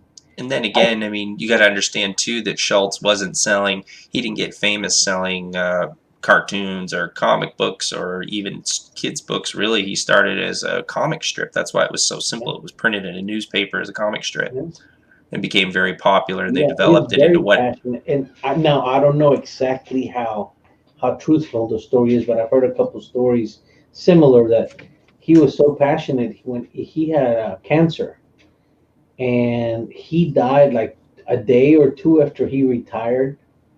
I mean, he drew till pretty much the last day. He officially said that he was retiring, and they said that he died either. I think it was like that night after finishing the last cartoon he had to turn in after his retirement. I don't know how true that is, but I've heard it from a couple people. So whether it's a myth or not, I'd like to believe it, because, you know, I saw the passion in his work, even in his older years. And, well, I remember it all growing up too. I mean, it's very widespread and popular. Just the whole story and all the specials every year, seeing them, you know. So it's like the Charlie Brown specials and shit. Yeah, they're classics. And so like, so yeah, you know, that got something that started with a comic strip, like a strip in a newspaper. It's just one simple idea like that just was so good because it was so well received. So yeah, I mean, there's always that, but you know, just as far as everything that's going on, it's disappointment. You know what I mean? Everything with what happened this year, and honestly, like, I'm where I'm at because I'm going to be true to myself. Like, I'm not going to get tied up in the bullshit. Obviously, there's a lot of things I don't have information about, but if I have information, like, I don't waste it and it stays there. I retain information. I want to learn and I want to know, and I'm not down with dirty shit. That's not how I roll. I don't like to. I don't like games and dirty shit. Always do the right thing, even if no one's looking. That's always been. I'm not saying that people who aren't able to meet a certain quality shouldn't be making books or promoting books in Comicsgate, but you know, the thing is right now in the state that it's at, it isn't a meritocracy, and it's very obvious that there's you know, there's little cliques going on, and people are turning the cheek to dirty shit, and so, you know, in the end, that's on you. That's up to you where you want to be. I'm where I'm at. I'm not. You need that. I know what I know. Loyalty, though. Well, That's what absolutely, and that's just what keeps that fucking repeat use your business. head. Use your head and process information and see exactly what the fuck it is that we have here and what's going on. I mean, this movement was founded on something, and it's like it's been commandeered and it's going off the rails. Like, there's a lot of stuff that's going on that I'm just not interested in. So what I am interested in is doing quality work and continuing to do so. And that's what I want to do. And going online and having fun with my friends. Because a lot of you guys are long distance. And so part of that is these streams that I do with you. I love talking to you, Rick. And I love seeing your progress on your work. Those are good. Those are positive things because it always makes me happy to see that. And then we're doing a D&D stream with Joe. He came up with a campaign idea and hit me about it. And I was just like, yeah, let's do it. Because it's a good time, too. I like the idea of it because that whole thing with Margaret Weiss and Tracy Hickman, where they were writing a trilogy for Wizards of the Coast for Dragonlance. They're the creators of Dragonlance for original Dungeons and Dragons. You used to play? Oh, years ago. I played for a couple of years. That's it. Yeah, but it was years ago. It wasn't really me. It was just the guys that I hung up with were into it, so I got into it. Oh, yeah. But once I stopped, once we started working and stopped hanging around, I never followed it through. But it was fun. I had fun, and I remember the games. And my kids were never really into it, so I never really got back into it. I signed the petition that was online about it. I thought it was kind of crappy what they did to them. Well, yeah, absolutely. They're the creators of Dragonlance, which was a very popular campaign setting within Dungeons and Dragons, and then they created the TSR novels based on it. And Margaret Weiss and Tracy Hickman were the creators of Dragonlance at TSR. So, and they wrote novels. So, they were writing a trilogy that was contracted by Wizards of the Coast recently, and they got one book into it. And then they started the second book, and they were getting it sent back. I guess this is what I heard, is that it got sent back a bunch of times for edits. And then at one point they said, well, we're not canceling your contract, but we're not approving any more drafts, was what they said. And so now there's a lawsuit because they said something about letting the contract just hang, kind of thing. You know what I mean? And so, and so they were brave to go at them. I mean, that's Wizards of the Coast, owned by Hasbro. It's important for fans to speak up and have passion and show their passion. We have passion. Yeah. We want to show our passion and our appreciation for these great creators.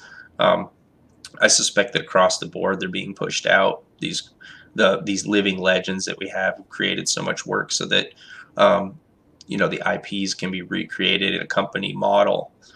We see it with Star Wars. We've seen it in comics.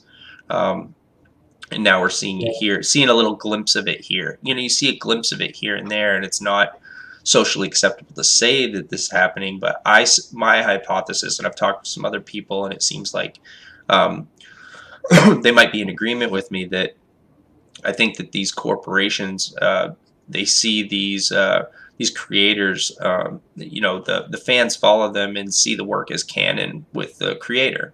Okay, and so these companies want to detach them from the IP and then recreate deconstruct it and recreate it in their own image so that the company is canon. You see what I'm saying? Yeah. Like, you know what I mean? Because it's like any company you go to that is big will never push like one salesman, because they need people to come to the place because you have a good salesman, but they got to be able to plug anybody in that sales department. It's the same thing with these stories. They take it away from the creators who were the lifeblood of the story, and they want to make sure that they have other creators they can use. So by not giving you one specific guy or the guy that stands out, then you want to come to the IP, but they can give you anybody they want, So it becomes very unpersonal. It's well, it's not an like important stand. Shop where you're doing your own thing, where you're the one who wears all the hats. It's an important stand that we need to make for these people. You're right, because what'll happen is these creators, when they're pushed out, that takes power. Once they're pushed out, that takes power away from creators and from the fans. Yeah. You know what I mean? That's a power that those creators have Companies don't want that. They don't want the fans to get behind the creator and say exactly what you said. Hey, this creator created this world and they did all of this. You know, Hasbro didn't create that. Wizards of the Coast, they just acquired the IP. They don't want to get into they don't want fans getting into those kind of conversations.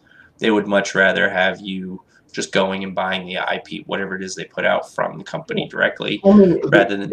that's been standard practice forever. It's like, you remember, Bob Kane, because he created co-created Batman, right? Yep. And at the time, he was the main man that handled that, right? Mm-hmm. But once they pushed him out, look how many people have drawn Batman. You can name some of them, but you can't name all of them. You don't know them because they've now became part of the company. So when you get Batman, you might not get the creator you like. You just get a creator working on Batman. Same thing with Superman. Same thing with the Marvel characters. You might remember the old timers, the guys in the golden age, because they did everything. They were there for it. But over the years they pushed them out and brought other people in, and some of them did great things with the characters. Some of them just were shit. But that's part of the big company thing, and that's what Dragonlance is gonna turn out being. You remember the guys who created them, but eventually they're just gonna plug in, the writer of the month or the writer of the week. That's right. And if they keep cycling those guys out, then no single creator ends up getting the power. I was reading that story and it was really good. Who wrote it? Because it's no big deal anymore. That's right. Yeah, it's a lot different. It kills that personal touch. Yeah. I think so. I think we need to hold on to those. I mean, these pioneer creators who created, essentially helped build a gaming culture. We need to hold on to them. They're national treasures. All of them. People like Ed Greenwood and others who created these worlds and did all of this world building and started this essentially a gaming culture is what it is. We need to hold on to that, especially while they're living legends. I mean, it's one thing if a company has to move on after people have passed on, but I mean, now it's getting to the point where these companies are pushing them out before they're done while they're still actively writing. Yeah. Like, these people still have careers and they're trying to convert this company over and change it. Now, I understand acquisition, but when you buy that IP, you got to understand that fans want things from the original creators. It's just a fact. And these are things that companies need to accept, They need to accept that instead of trying to figure out a way to change it. I mean, how much more profitable could it possibly be? You've already got a profitable thing, and you've got fans who appreciate it and love those things. I mean, don't bank on the fact that we don't care, because we do. We do. I don't know who got the bright idea to push those things out. Or that canceling a Dragonlance novel trilogy after all these years. It was a tribute trilogy too. It was like for the fans. After all these years and stuff, and then this happens. It's just a tragedy. Is that disconnect at the main office? Difference between the guy who now owns the company, or the corporation or whoever owns the company now. Well, I heard a rumor that in addition, what happened was the first book was okayed, and then they brought in a new editorial team, and then the draft started getting rejected. Is what happened, and that's when the creators were told after some drafts have been rejected. It's not personal anymore, and I bet you most of the editors that are there don't really give a shit about the book. I run into that when I did some stuff for television. Well, that's a fact. No, wait, listen, because there's a piece of information you're missing. Is that they're not even producing the book. What it is it's they own the IP, but it's usually a third party that's commissioning these books. So someone will commission it and license the IP, and there's always there's a percentage share that's usually the majority of the company that owns the IP, which is Wizards, and then I think they retain creative control, is what it is. And so it's very strict on how you can do those kind of things. It makes it very hard. The fact that Margaret and Tracy tried is great, but I suspect it was going to be very hard, and they knew it was going to be very difficult anyway to try to make it work. But a lot of people argue that literature is dead because of the digital age and those kind of things. I still like reading the book. If I have a good book series, I still like it. I was an avid reader when I was younger, so and you can have that in your collection. That book, you can have that physical thing in your collection in your hand and sit down with it, and you can read it anywhere. You know what I mean? Yeah. Yeah, so It makes a difference. At it's least nostalgia. in my generation, it still does. I like, for me, it's real when I can hold a book or when I can hold whatever. You know, for me, records were awesome because, and I mean, there was nothing to them. It was just you grab the record, you put it on the record player, and you would look at that sleeve where the record came in. That was so awesome to me. You know, that's something that my kids really never had because they had CDs, and you know, to them, you know, it wasn't a big deal. And now everything's on you know, on your iPod or your phone or whatever. So there's no physical, tangible thing. So you lose some of that. You know, I still love reading books. I still got books that I refer to. I have the same books in PDF because my brother gave them to me one year. You know, but it's not the same. I still like holding that book. I feel like I'm actually doing something when I'm holding that book. I'm reading something or I'm, you know, looking something up. And all I have to really do is open up my hard drive. I keep PDFs there, but I always reach for the books first. But that's just me, you know? Yeah. No, I like having a book, and I definitely like comic books with the artwork in them. So I love that that medium for expression. I've got more work to do. I need money. Money would get it done. Money would be great. That's a great motivator. Now the next step on that frame is you see how I got like really light forest in there? Yeah. I did that with a brush of like, those are my placeholders. Now I got to do the speed lines, and I got to try to draw all those trees as you know, with speed lines, so it looks like he's running through the forest. Oh, cool, man. That's the next thing to tackle. Yeah, it's going to look good. There's going to be narrative in there too, so keep in mind that as well. I don't want to cover up too much of that if you're doing the trees and things too. So, but I did cut back on the narrative quite a bit because I want to show off your artwork. So this was designed specifically for you, Rick, because I love your line work. So I cut back a lot on the dialogue, the minimal to tell the story, so that way the visual can tell a lot more of the story. So yeah. I wanted to give them something special. I wanted to showcase your artwork in it, so I tailored it to you. So I know you're gonna knock them dead. That looks great, man. Yeah, it's just beautifully done. Holy smokes! These past few weeks have been even in that. Hey, zoom in a little bit, man. I was looking at it from a ways back. Yeah. Look at that. I'll give you a close up. Hello, gorgeous. You can see my pain. Man, you got the chainmail too. Look at that. I got That's lovely, Rick. I got a brush that does like little dots, and this is something that I learned from other projects. And so I can sit down and look at pictures and just kind of roughly copy some of this stuff. But it took me forever. Oh, I bet that took a lot of time, man. Yeah. Holy smokes, dude. Yeah, we got 4 pages to do. Holy smokes, we're gonna be. Yeah, that was just like the chainmail. It was because the other thing I wanted to do is, you know, the red cross for the Templars. Yeah. In my mind, I want to darken it in because it's red, but I'm trying to leave it as clean as possible so your colors has something to do.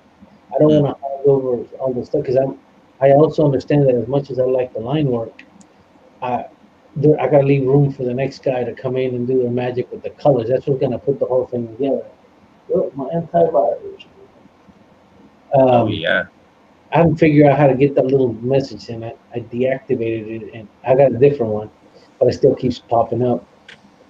And I just haven't had the chance to go into the directory and delete whatever it is that's causing that.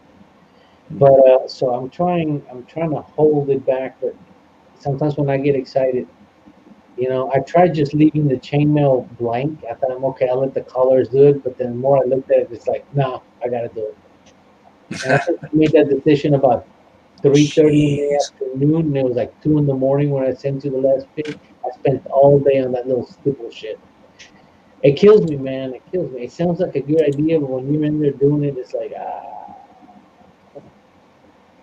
Man, look at that. I love it. I want to get another look at that. Look at that. Now that's just one panel. I still got to do it on the other ones. But a lot of stuff will be far away, so I won't have to go into too much detail. Wow. But Yeah, the I horse, like it. I agonized through that horse. That thing got shaded like 2 or 3 times before I really was happy with it. I'm still debating Damn, how I want dude. the tunic to go because I wanted to put a little more black on the tunic, but I gotta realize that it's white. So if I put too much black on it, then it don't come across as a light color. It'll just get too dark. So I went with the Yeah, line brother. for the folds, yeah, instead of darkening it all in. Same thing with the that helmet. I kind of use the same technique that I used on the war campaign sketch that you gave me. Yeah. Let's see if I can get a little closer here. There you go. See it?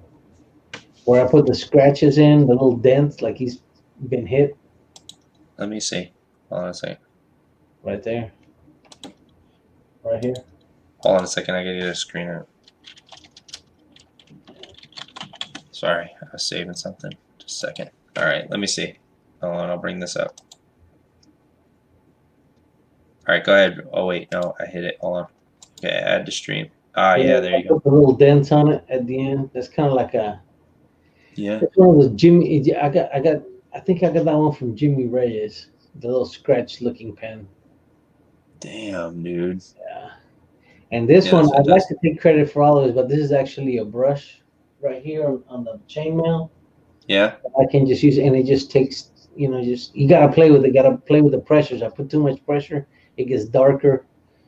I don't put enough. No, pressure. but just the same, dude. That's intense. But Look at that. it takes time. It takes time. That's an inking brush, you said? Yeah. Cool, Yeah. dude. Yeah, that looks good. The I like only it. other way I could do it, if I was doing this on an actual piece of paper, that would just take some stipple work, and it would take even longer. So, Yeah. but I That like looks fantastic, though. You did a great job with it. Yeah, I figure the technology's there, might as well use it. Oh, that's cool. Yeah, no, absolutely. So they get Like, something special, on the dude. That's hammer, cool. I did the same thing on the handle of the hammer. It's like a scratch brush, Hmm. and I thought that worked a lot better. Oh, that's cool, man. Yeah, and I love the design on the hammerhead. That's exactly what I wanted. Perfect. Yeah. That's perfect. Yes, sir. Yeah, I like it, man. That's gonna be cool, dude. Yeah, too close. Let me back out. Yeah, I'm excited about it, but it's time consuming is the thing, you know? That's the problem. That's my It's wife time. was saying, yeah, I need to go back to drawing on paper because with the Cintiq I can really zoom in, and and I don't want to fall into that trap again. Yeah, but you're having fun though, which is good though. I Yeah, can see you smiling, brother, and it looks good. You know I what I try mean? to keep it, I try to keep it at 25% at all times. That way I don't. Because I like it, man. you make mistakes even on a page when you ink. I've done it before. After you finish inking, everything looks good to your eye when you're holding the page, right? But when you scan it, you make it 600 dpi so the colors can work on it, and you see it up close. That's when you see like lines that didn't meet or little mistakes that you put here and there. Mm-hmm. It's very daunting. I don't like seeing them in high resolution for that same reason. So when I have that Cintiq and that drawing is in there, man, if I go down that rabbit hole, man,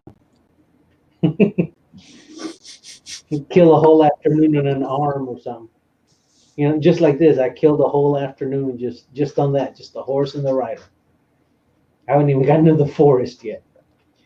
But, Dang, dude. Yeah. So, but on the other side of it, I think when it's done, it's gonna give the backers something very special that they're gonna get inside this book. Yeah, you'll see. As the panels start building up, you'll see the change. You'll see the page. You'll see it populate pretty good. Yeah. See, we were working on the layouts and things too. So now that you've read through the script a bunch and you know what you got, what do you think on the time frame?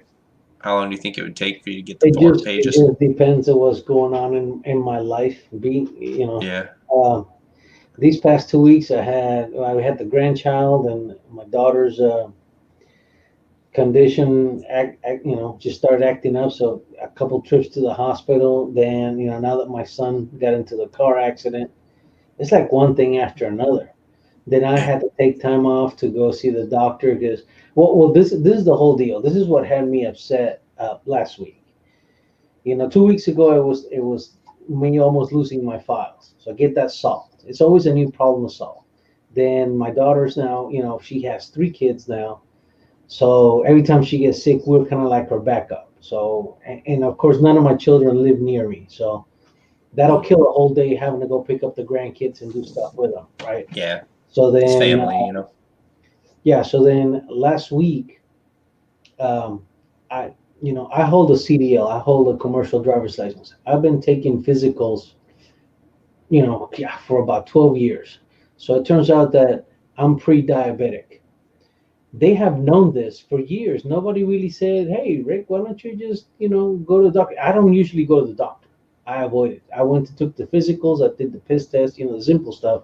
Yeah. And apparently, from what my doctor told me, they said, "Yeah, I mean, now with technology, all my medical history is in one." He was able to pull my file from years ago, just from different doctors around town that I've gone to, and he's like, "Yeah, it looks like your blood sugar has been high for about 5 or 6 years." I was like, "Oh, it would have been nice if they told me. I'd have done something sooner about it, So last week I spent it going to. You got to go to these classes to teach you about diabetes, and they teach you about nutrition and stuff, because when you have diabetes, part of the problem of having it is also high cholesterol. So you got to balance it. So you're not just tackling one, you got to tackle that and the other. So you got to learn about nutrition and things like that. And our nutrition is based for most of us is on our bad habits, So I'm one of those guys. I'm constantly busy, so I always ate on the go, and that's one of the things that kill me. So now I'm breaking it down into cooking at home and doing things like that. So that was a little time consuming going to those classes, and then now with my son having to deal with lawyers, car insurance, blah blah blah.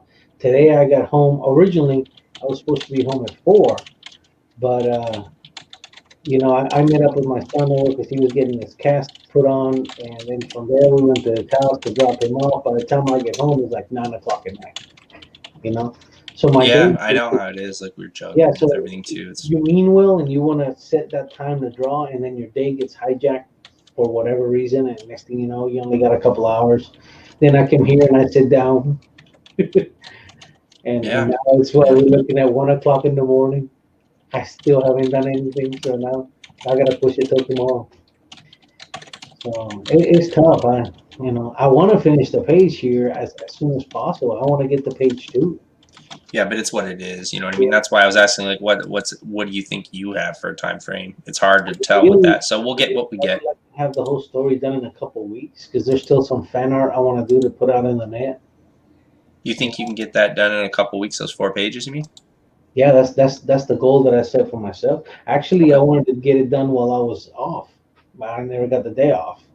Yeah, you never got that week off, so you've been juggling it in between family and work, and still looking for somebody to replace the guy that left. So I don't even know if I'll be able to get that time off even throughout Christmas. And once the holidays start, that's even worse. My wife has a big no drawing policy while the family's here, or else I'd probably sit at my art table while everybody else is here at the house. So I got to deal with a lot. Yeah, you know what it is. You'll see. That's what it is. Yeah, and you got kids. It's the same thing that you're going through, where like once you get one calm down, the other 2 break. So you get the other 2 working, and then one, falls off the cliff, and you got to go get them. And it's the same thing. Mine are adults, and it's the same thing. There's always something. There's always an exciting thing going on with one of them, So. Yeah, I know how you feel, man. We're juggling here, so. Yeah, I mean, that's why we always talk at night. Yeah, this is the only slot that I have. I was talking with Jesse about it too. Like this is. He's like, man, I'd love to catch it, but it's so late, and I'm like, well, there's nothing I can do. there's nothing I can do about it. It's this is the only slot that I have when we're juggling everything. So Yeah. after, hopefully, we just barely got things settled too before. Like, hopefully that's that's the plan, is to get everybody settled here at home so that I can get into this in the evening and maybe sacrifice a little bit of sleep to get this done, just to reach out or to update people on what I'm working on, and just to have a video log. Like, I'm not, so try staying committed to it, to do streams. Like, there was a month there where I took off where things were just crazy busy, but I want to stay dedicated and keep doing content for everybody. It's what it is. Yeah. So No, I get it. It's tough, That's why always the dream is to get back to doing it full time. But the money has to be there to support the family, or else, That's right, man. stuck in Yeah, we all we have families. I know what it is. Got priorities, man. We're doing the best we can with that. But we still have the passion for this, and so this is going to be great. We'll be able to show what we can do on the story. I'm excited about this story. It's going to be fun. Wow, when they look at it, I'm trying to make sure that every page they want to like turn the page. I want to get to the bottom of the page and go, yeah, I got to see more of this. Hell fucking yeah, that's what I'm talking about. So that's what you want. Are we the only ones here on the chat room? Let me take a peek. Yeah, I'm probably gonna call it, man. Yeah, it got late. Earlier when we had Jesse on, there were a bunch of people in the stream getting it was going okay, and then it just went south when it went. I don't like to get into political stuff too much, but I was trying to be respectful. I try to stay out of that stuff because it's what it is, man. I mean, it gets polarizing. It's too soon. Yeah, it's too soon. Maybe we can have a philosophical discussion in a couple of years, but at this moment, that wound is still. Yeah. A lot of people are not so forgiving, and that's part of. It's a heated time, man. Yeah, it's definitely a heated time. I mean, I don't mind having a conversation about it, but that's what it is. I mean, it's the same old dog. I believe in free speech, and I'll defend your right for free speech, even if I don't like what you're saying. But other people don't feel the way. They don't the same way. So you say something they don't like, and next thing you know, they got the pitchforks. Well, at the same time too is that I dedicated this channel to independent art and creation, and basically independent entertainment, and so I don't that's what it is. Yeah, sure, I have my own opinions, but it's so anyway, we got back to the art. Comics. I mean, the stuff I'm excited about is the creative expression. That's the stuff that I want to do. Like, that other stuff is, I have opinions about it, but yeah, I'm more interested in this right now. Yeah, I'm just tired. I'm about to go to bed as soon as we finish here. I'm more interested in shit like this. That's what I want to look at. That's what I want to focus on. That's turning out great. We can do our own thing. Don't have to censor it. So when we get to the gory parts, we can go all out. Yeah. Yeah, I'm into escapism, and that takes me right into the woods. I dig that, man. Yeah. I like it. Yeah, I like that. My wife was over here looking over my shoulder while I was drawing it. She's like, man, that's looking good. So, thank you. Dude, that's tight. I love it, man. Yeah, and the fans are going to love that, too. I mean, when you purchase this book, when I talked with him, I'm not sure, but I know originally it was supposed to be 120 pages, I think. And so we'd like to, so I don't ask them the details because I'm not the publisher. That's them. But I know that we've got 8 pages in. There's going to be these 4. I tried to talk with Jesse today to see if we could get some more. But if we have more time, if I can get something else together, or someone steps up and says, hey, I want to probably start spreading it around the studio a little bit now, where we're getting close to the end, to see if someone wants to submit some pages. Yeah. Do something independent. And support the cause, man. That's what it's about. Yeah. Do quality work, because our guys all do quality work. As many comics, And I wish I had more money to back more campaigns, but Yeah, fuck that shit. All that other shit, and let's do it. Let's show them. What's that? Yeah, backing more campaigns. Yeah. No, I agree with you. I wish I had yeah, more I'd money. like to back more, but I just haven't had the cash for it. I love Yeah, comics. tell me about I'd it. love to be able to pass this on and know that there's going to be kids reading, books long after I'm gone. That's the cool idea, to keep it going and have that kid, spark somebody's imagination. Hmm. Or if I'm not the one who does it, be the one who inspires a guy who will start the. That's true. That's the whole Yeah, deal. absolutely, I'd like to do that. Well, I want to connect with people with my expression, and I want to talk with other people who like to express themselves.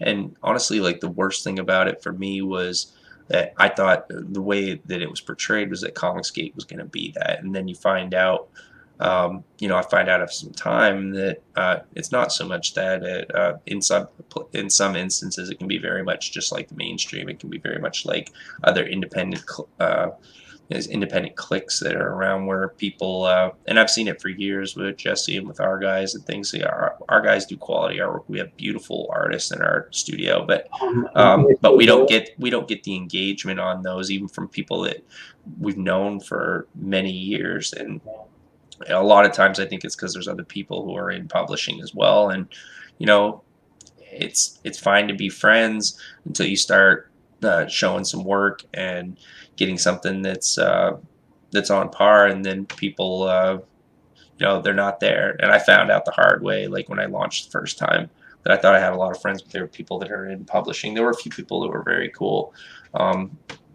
but for the most part, it was like you find out really quick how many friends you have in indie, and there aren't a lot. I think Guy Hanzo said it recently when he said that most of the people that are in fucking Comicsgate, most of them don't even like each other. It's all just a big YouTube show.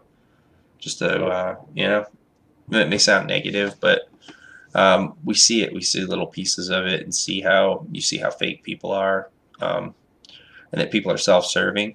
Fine, I'm about the work. I don't like bullshit, and so you're going to see it here, and this is a very good example of it. The guys that I work with, you're going to get detail like this. You're going to get beautifully drawn books. You're going to get very cool stories. So when you buy CG Jumpstart, you're going to get a taste of that. This is 3 different teams too. You're the 3rd team, so every submission that I've put in with is a different Cornerstone Creative Studios creative team. Yeah. I'm going to just show a bunch of different. A lot of my work is people that know me. I post on Facebook all the time, and all I've ever really gotten out of Facebook, I think maybe 1 or 2 jobs over the years that actually paid. Everybody else just wants free stuff. I get DM'd all the time. I don't even answer. DM, hey, do my tattoo design. Yeah. So I'll feel them out and say, hey, these are my rates, and usually I'll get I thought I'll show it to my friends. The exposure will pay for it. It's like, nah, but I just leave it alone. Just leave it alone. Yeah. Well, that's awful. I've heard a lot of that too. With a couple people, I've traded. It was one guy. He came here, did some lawn work for me. I did some drawing for him. Stuff like that. There's been a few occasions. Why do you need some yard work done? Tattoos. Yeah, there was this guy that. Dude, I'll trim the shit out of your hedges right now. Do you need some yard work done or what? Drive out here, yeah. No, but I did a tattoo for my son, and he didn't like it. Well, it's not that he didn't like it; it's he didn't have the arms for it. It was because he's a Taurus like me, and I drew like a bull. It was a bull in tribal, and I wanted to put it on his arm, but at the time, and he just turned 20, and his arms were a little too skinny, and he's like, that bull will wrap around my arm. So we came up with a different tattoo for him. But I just had a spare tattoo just laying there. I didn't think anybody wanted him. This guy's like, man, he loved it. He offered me money for it. But, you could tell he was strapped for cash, but he really wanted it. So he's local. So I told him, I said, you send me a picture of the tattoo once it's on you, and we'll work something out after that. So he did. He sent me a picture of it. It came out pretty good. And nice. He did. I was being lazy one day. He worked on my car. So, so it pays. You got to give it value. You know, the biggest thing to compete when you're an artist or a writer is all the people who do, cheap work. Cheap work. There's something to be said for undercutting for business, but some people just do cheap work. And I hear that all the time. Well, he said so and so said he can do it for $5. I call so and so. It's a beautiful, skill to have, man. I wish I had some of it. That looks fantastic. Patience. You gotta have the patience to do it. I don't. Yeah. I don't. I'm a word nerd when it comes to the drawing. I'm not as much of a That patience nerd. you have for writing that I don't have, that for creating those stories is the same thing. It's a talent. The talent to do stuff is just liking what you're doing and having the patience to do it. It's the same thing with music, with art. How many hours you spend at that board, how many hours you're willing to spend there agonizing over a drawing. It's funny. The guy that taught me how to play guitar was a guitar master. I could never play. He's the best guitar player I've ever heard, and I'm talking professional. He's a guy who he can hear a song on the radio and he can play it. You know what I mean? Like a song he's never heard before, something even complicated. He can play it whether it's the same instrument or not. I mean, the guy he knows a guitar inside and out. Unbelievable. He used to live in Texas, and I think he lived where was it? The other state that he lived in. He lived in he used to be a jeweler. I know he lived a lot of years in Texas, and he told me that he had a contract for the Black Crowes. They wanted him to be their guitar player, but he was very early open heart surgery as a child. He had like 2 open heart surgeries at a very young age. He was in a medical journal. It was like early before they even had it down to a science. And so he had to turn down the contract because he couldn't take the PA system. Yeah, just like going on the road, but also the PA system, the rhythm would throw his heart out of rhythm. Like he had multiple scars. He just had another one. He's had 4 open heart surgeries in his life. Yep. And he's 60 years old right now, I think. Yeah, somewhere in there, 60 or 62, somewhere in that ballpark. Yeah, unbelievable, man. Like, the guy was so good. But the reason why I'm bringing up that story is because I remember him saying, man, I got this, because you're talking about having the talent or whatever. He's like, man, I got this talent. We're just like, man, I wish I could play like that. I mean, he could play all the classics. Anybody like Jimi Hendrix, he played, Jimmy Page, play it front to back and improvise, and just the most amazing guitar player I've ever heard. But he's like, I don't want it. He's like, you kids are young. If you had it, I wish I could just touch you and give you. I wish I could just touch you and give that to you. At your age, you'd be a rock star. You'd go off and, you'd live like Rolling Stones. You know what I mean? He's like, because I couldn't do it and I wasted it, And I was like, no, we're like, no, you didn't waste it. We're just these kids, you know what I mean? Just young, looking up at this guy like a rock god. It's just kind of the same thing, So what I'm saying is, before you kick off, Rick, make sure you find a way you can just give me the magic finger and just touch me and pass that on, okay? Past all those years of frustration. You take that just one finger and just touch and pass it to me. It would be good if you could just download into somebody's head, like, this is the information you need here. Like the Matrix. Learn to use it, yeah.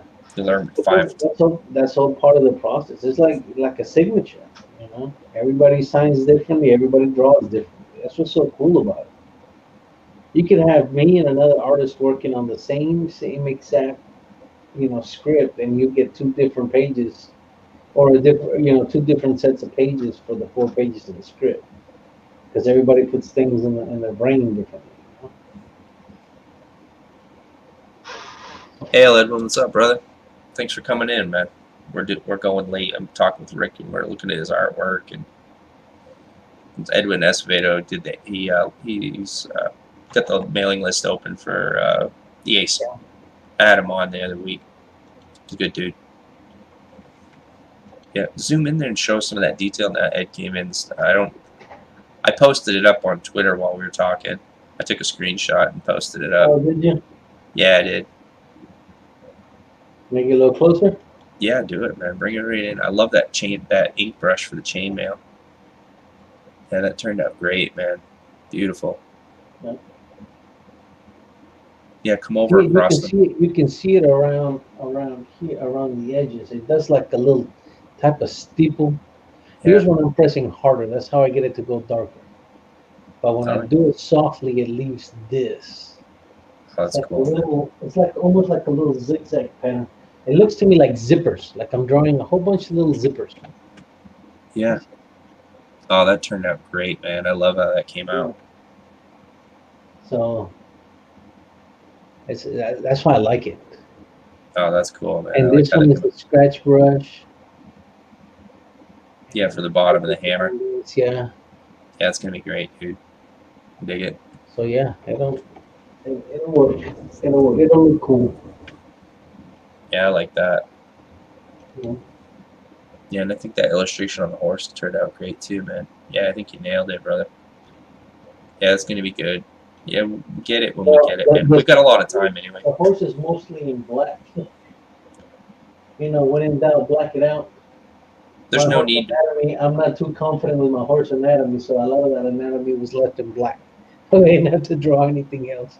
So like, oh, that'll work. You know, do the front paws and everything else goes in black. Yeah, that looks great. I love it, man. I love the way that turned out. And so, yeah, and so when we get the first page, I'm gonna go ahead and send that off to colors, and we'll get that going. And then James is waiting for letters, so yeah, we're just trying to get through those layouts and stuff, but I think we're good now. I think we I think this is gonna be all right. Yeah. I think it's gonna be all right. Yeah, I think everybody will dig it. I'm excited. I want to see more too. Yeah. I think you've outdone yourself here, Rick. That's fantastic, brother. Can't wait to draw the character. And I have an idea for a cover, so I mean, yeah, that'll be just something we do afterwards when there's time, or just like a pin-up type deal. So Yeah. if eventually it's needed, we can use it. Kind of like when I did that American Eagle. I did that years ago. Oh, that's great. I think it's like I've got a 40 great years image. I've got a great idea for the image, but we'll get into it because the thing is, it's going to be a design change in between here. You read the script, but we'll do a pinup off the final image. I think maybe we won't do it as not a pinup, but we'll do a cover page, but instead of like the other ones, we'll put it at the end. Yeah. So that way we've got an end action page for him. I like the way Joe's piece came out too, though. You saw the one with the hammer that we based this beginning on here. Yeah, I like that. And then Mickey colored. Yeah, dude. Yeah, that turned out great. Yeah, I like that. I like that one too, but you guys are all talented. You guys are all fucking talented. So, yeah, man. Yeah, this was quite a stream tonight. We, went long. I ran long, man. I'm probably going to have to cut it. Yeah, it's 1 o'clock. I mean, I got to get up at 6, so. Yeah, we've been going for 3 hours plus. That time isn't even that we're going for. That's good, though. Okay. It was good. We'll call it a day. We'll do it again. Yeah, we're going to do some more streaming. Let's plan it for next week, maybe at the beginning of the week, or what's the best time? You still good at the beginning of the week? Yeah, I'm off on Mondays. You are. Yeah, this week I didn't do a stream because we had playtesting Tuesday for the D&D. Yeah. That's why, because we recorded and it wasn't live because we were playtesting a version of the 5th edition. We were talking about the rules and what we want to do when we go live and getting familiar with the characters. I got a bunch of recording for some promos, but they were making Joe was making fun of me because I was calculating shit like THACO, like back in like 1st, 2nd edition, and it's 5th. So, is my nerd showing? A little bit. I'm sorry, man. I'm sorry, man. I like role-playing games. Can't help it. I like fantasy. That's why I'm nerding out so hard on your artwork, because this is fun. This shit is fun. That's it. Fantasy. Yep. Sometimes it's a good escape. Yeah. I love my escapism, absolutely, man. And that's a way that I can express myself as well, and we can have fun. So we're going to be doing live. We got a good crowd. So it should be all right. It'll be fun. All right, man. Well, I'm going to call it. And thanks for everybody that came by. And Ed, thanks for coming tonight, man. come check this out. I posted up on Twitter, so, and I'm glad you came in, man. Thank you. I think these pages are going to be tight for everybody who backs CG Jumpstart. You're going to get some beautiful work, so beautiful work guaranteed. And you get to see a little preview of it. This is just the inks here. We're going to get some nice colors on that. That's going to look beautiful. It's going to look gorgeous. Thanks, Rick. Cool. Cool. You're the man, Rick. Yeah, I was looking at just at your post just now on Twitter. Yep. Well, yeah, man. Yeah, I took that picture. I took that screenshot while we were talking sneaky, right? Yeah. I did take my glasses down to look at it, but then I played to I was taking the screenshot, and then I played to it and did it again. Everybody, so it wasn't dishonest, but I just wanted to capture the moment, and it had already passed, so I just recreated it. That's fine. See, that's how honest. I didn't have to say anything, but I was just honest, you know, because that's the kind of guy I am. So, absolutely, I am in love with that. Well, I'm in love with your work, period. But I am in love with that chainmail ink brush. That's cool, man. You figure that out to set that up and use it that way, and then make the chainmail come out. It's tight. Always, yeah. It makes things stand out. I like doing this. A lot of the stuff that I did on Curve was the same thing. With brushes, and that was like my first digital work, so I didn't use too much on it. But yeah, but no, it some also of the backgrounds I used like leaf brushes and things like that added that little extra pop to it. Well, yeah, it definitely does, because even looking at it now, like when you get into the detail, it looks beautiful. But also when you look, because it's so well done because you zoomed in and did it so well that when you look at it from here, it just has that flow to it. Like you can see it. It has weight to it. It has the contour of chainmail. That's what you want. That's exactly how chainmail would set on you, because it's heavy, but it has I links. looked at it. I looked at it when I first drew it, and I'm still debating. Well, I don't want to overkill it, because I will sit here and overextend it. But I still think that, because the knights used to wear, you know, like layers of clothes for protection. I still think the arm might be a little too thin.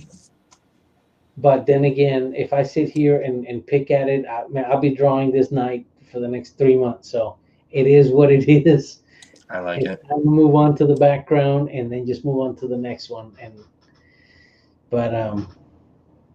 Yeah, because I looked at a lot of pictures, so it was pretty cool. Yeah, I think you nailed it, brother. I think I'm gonna call it right here, because I'm gonna get to bed and try to get some sleep. Same here. But I could talk to you all night. We'll plan a stream for next week too. Okay. I'm free all next week too. The beginning of the week's better for you. I'll line it up and we'll get together again and talk some more, show some more artwork, and. Okay. Cool. All right. Good to talk to you, brother. Thanks for coming in. All right. All right. Good night, everybody. Bye-bye.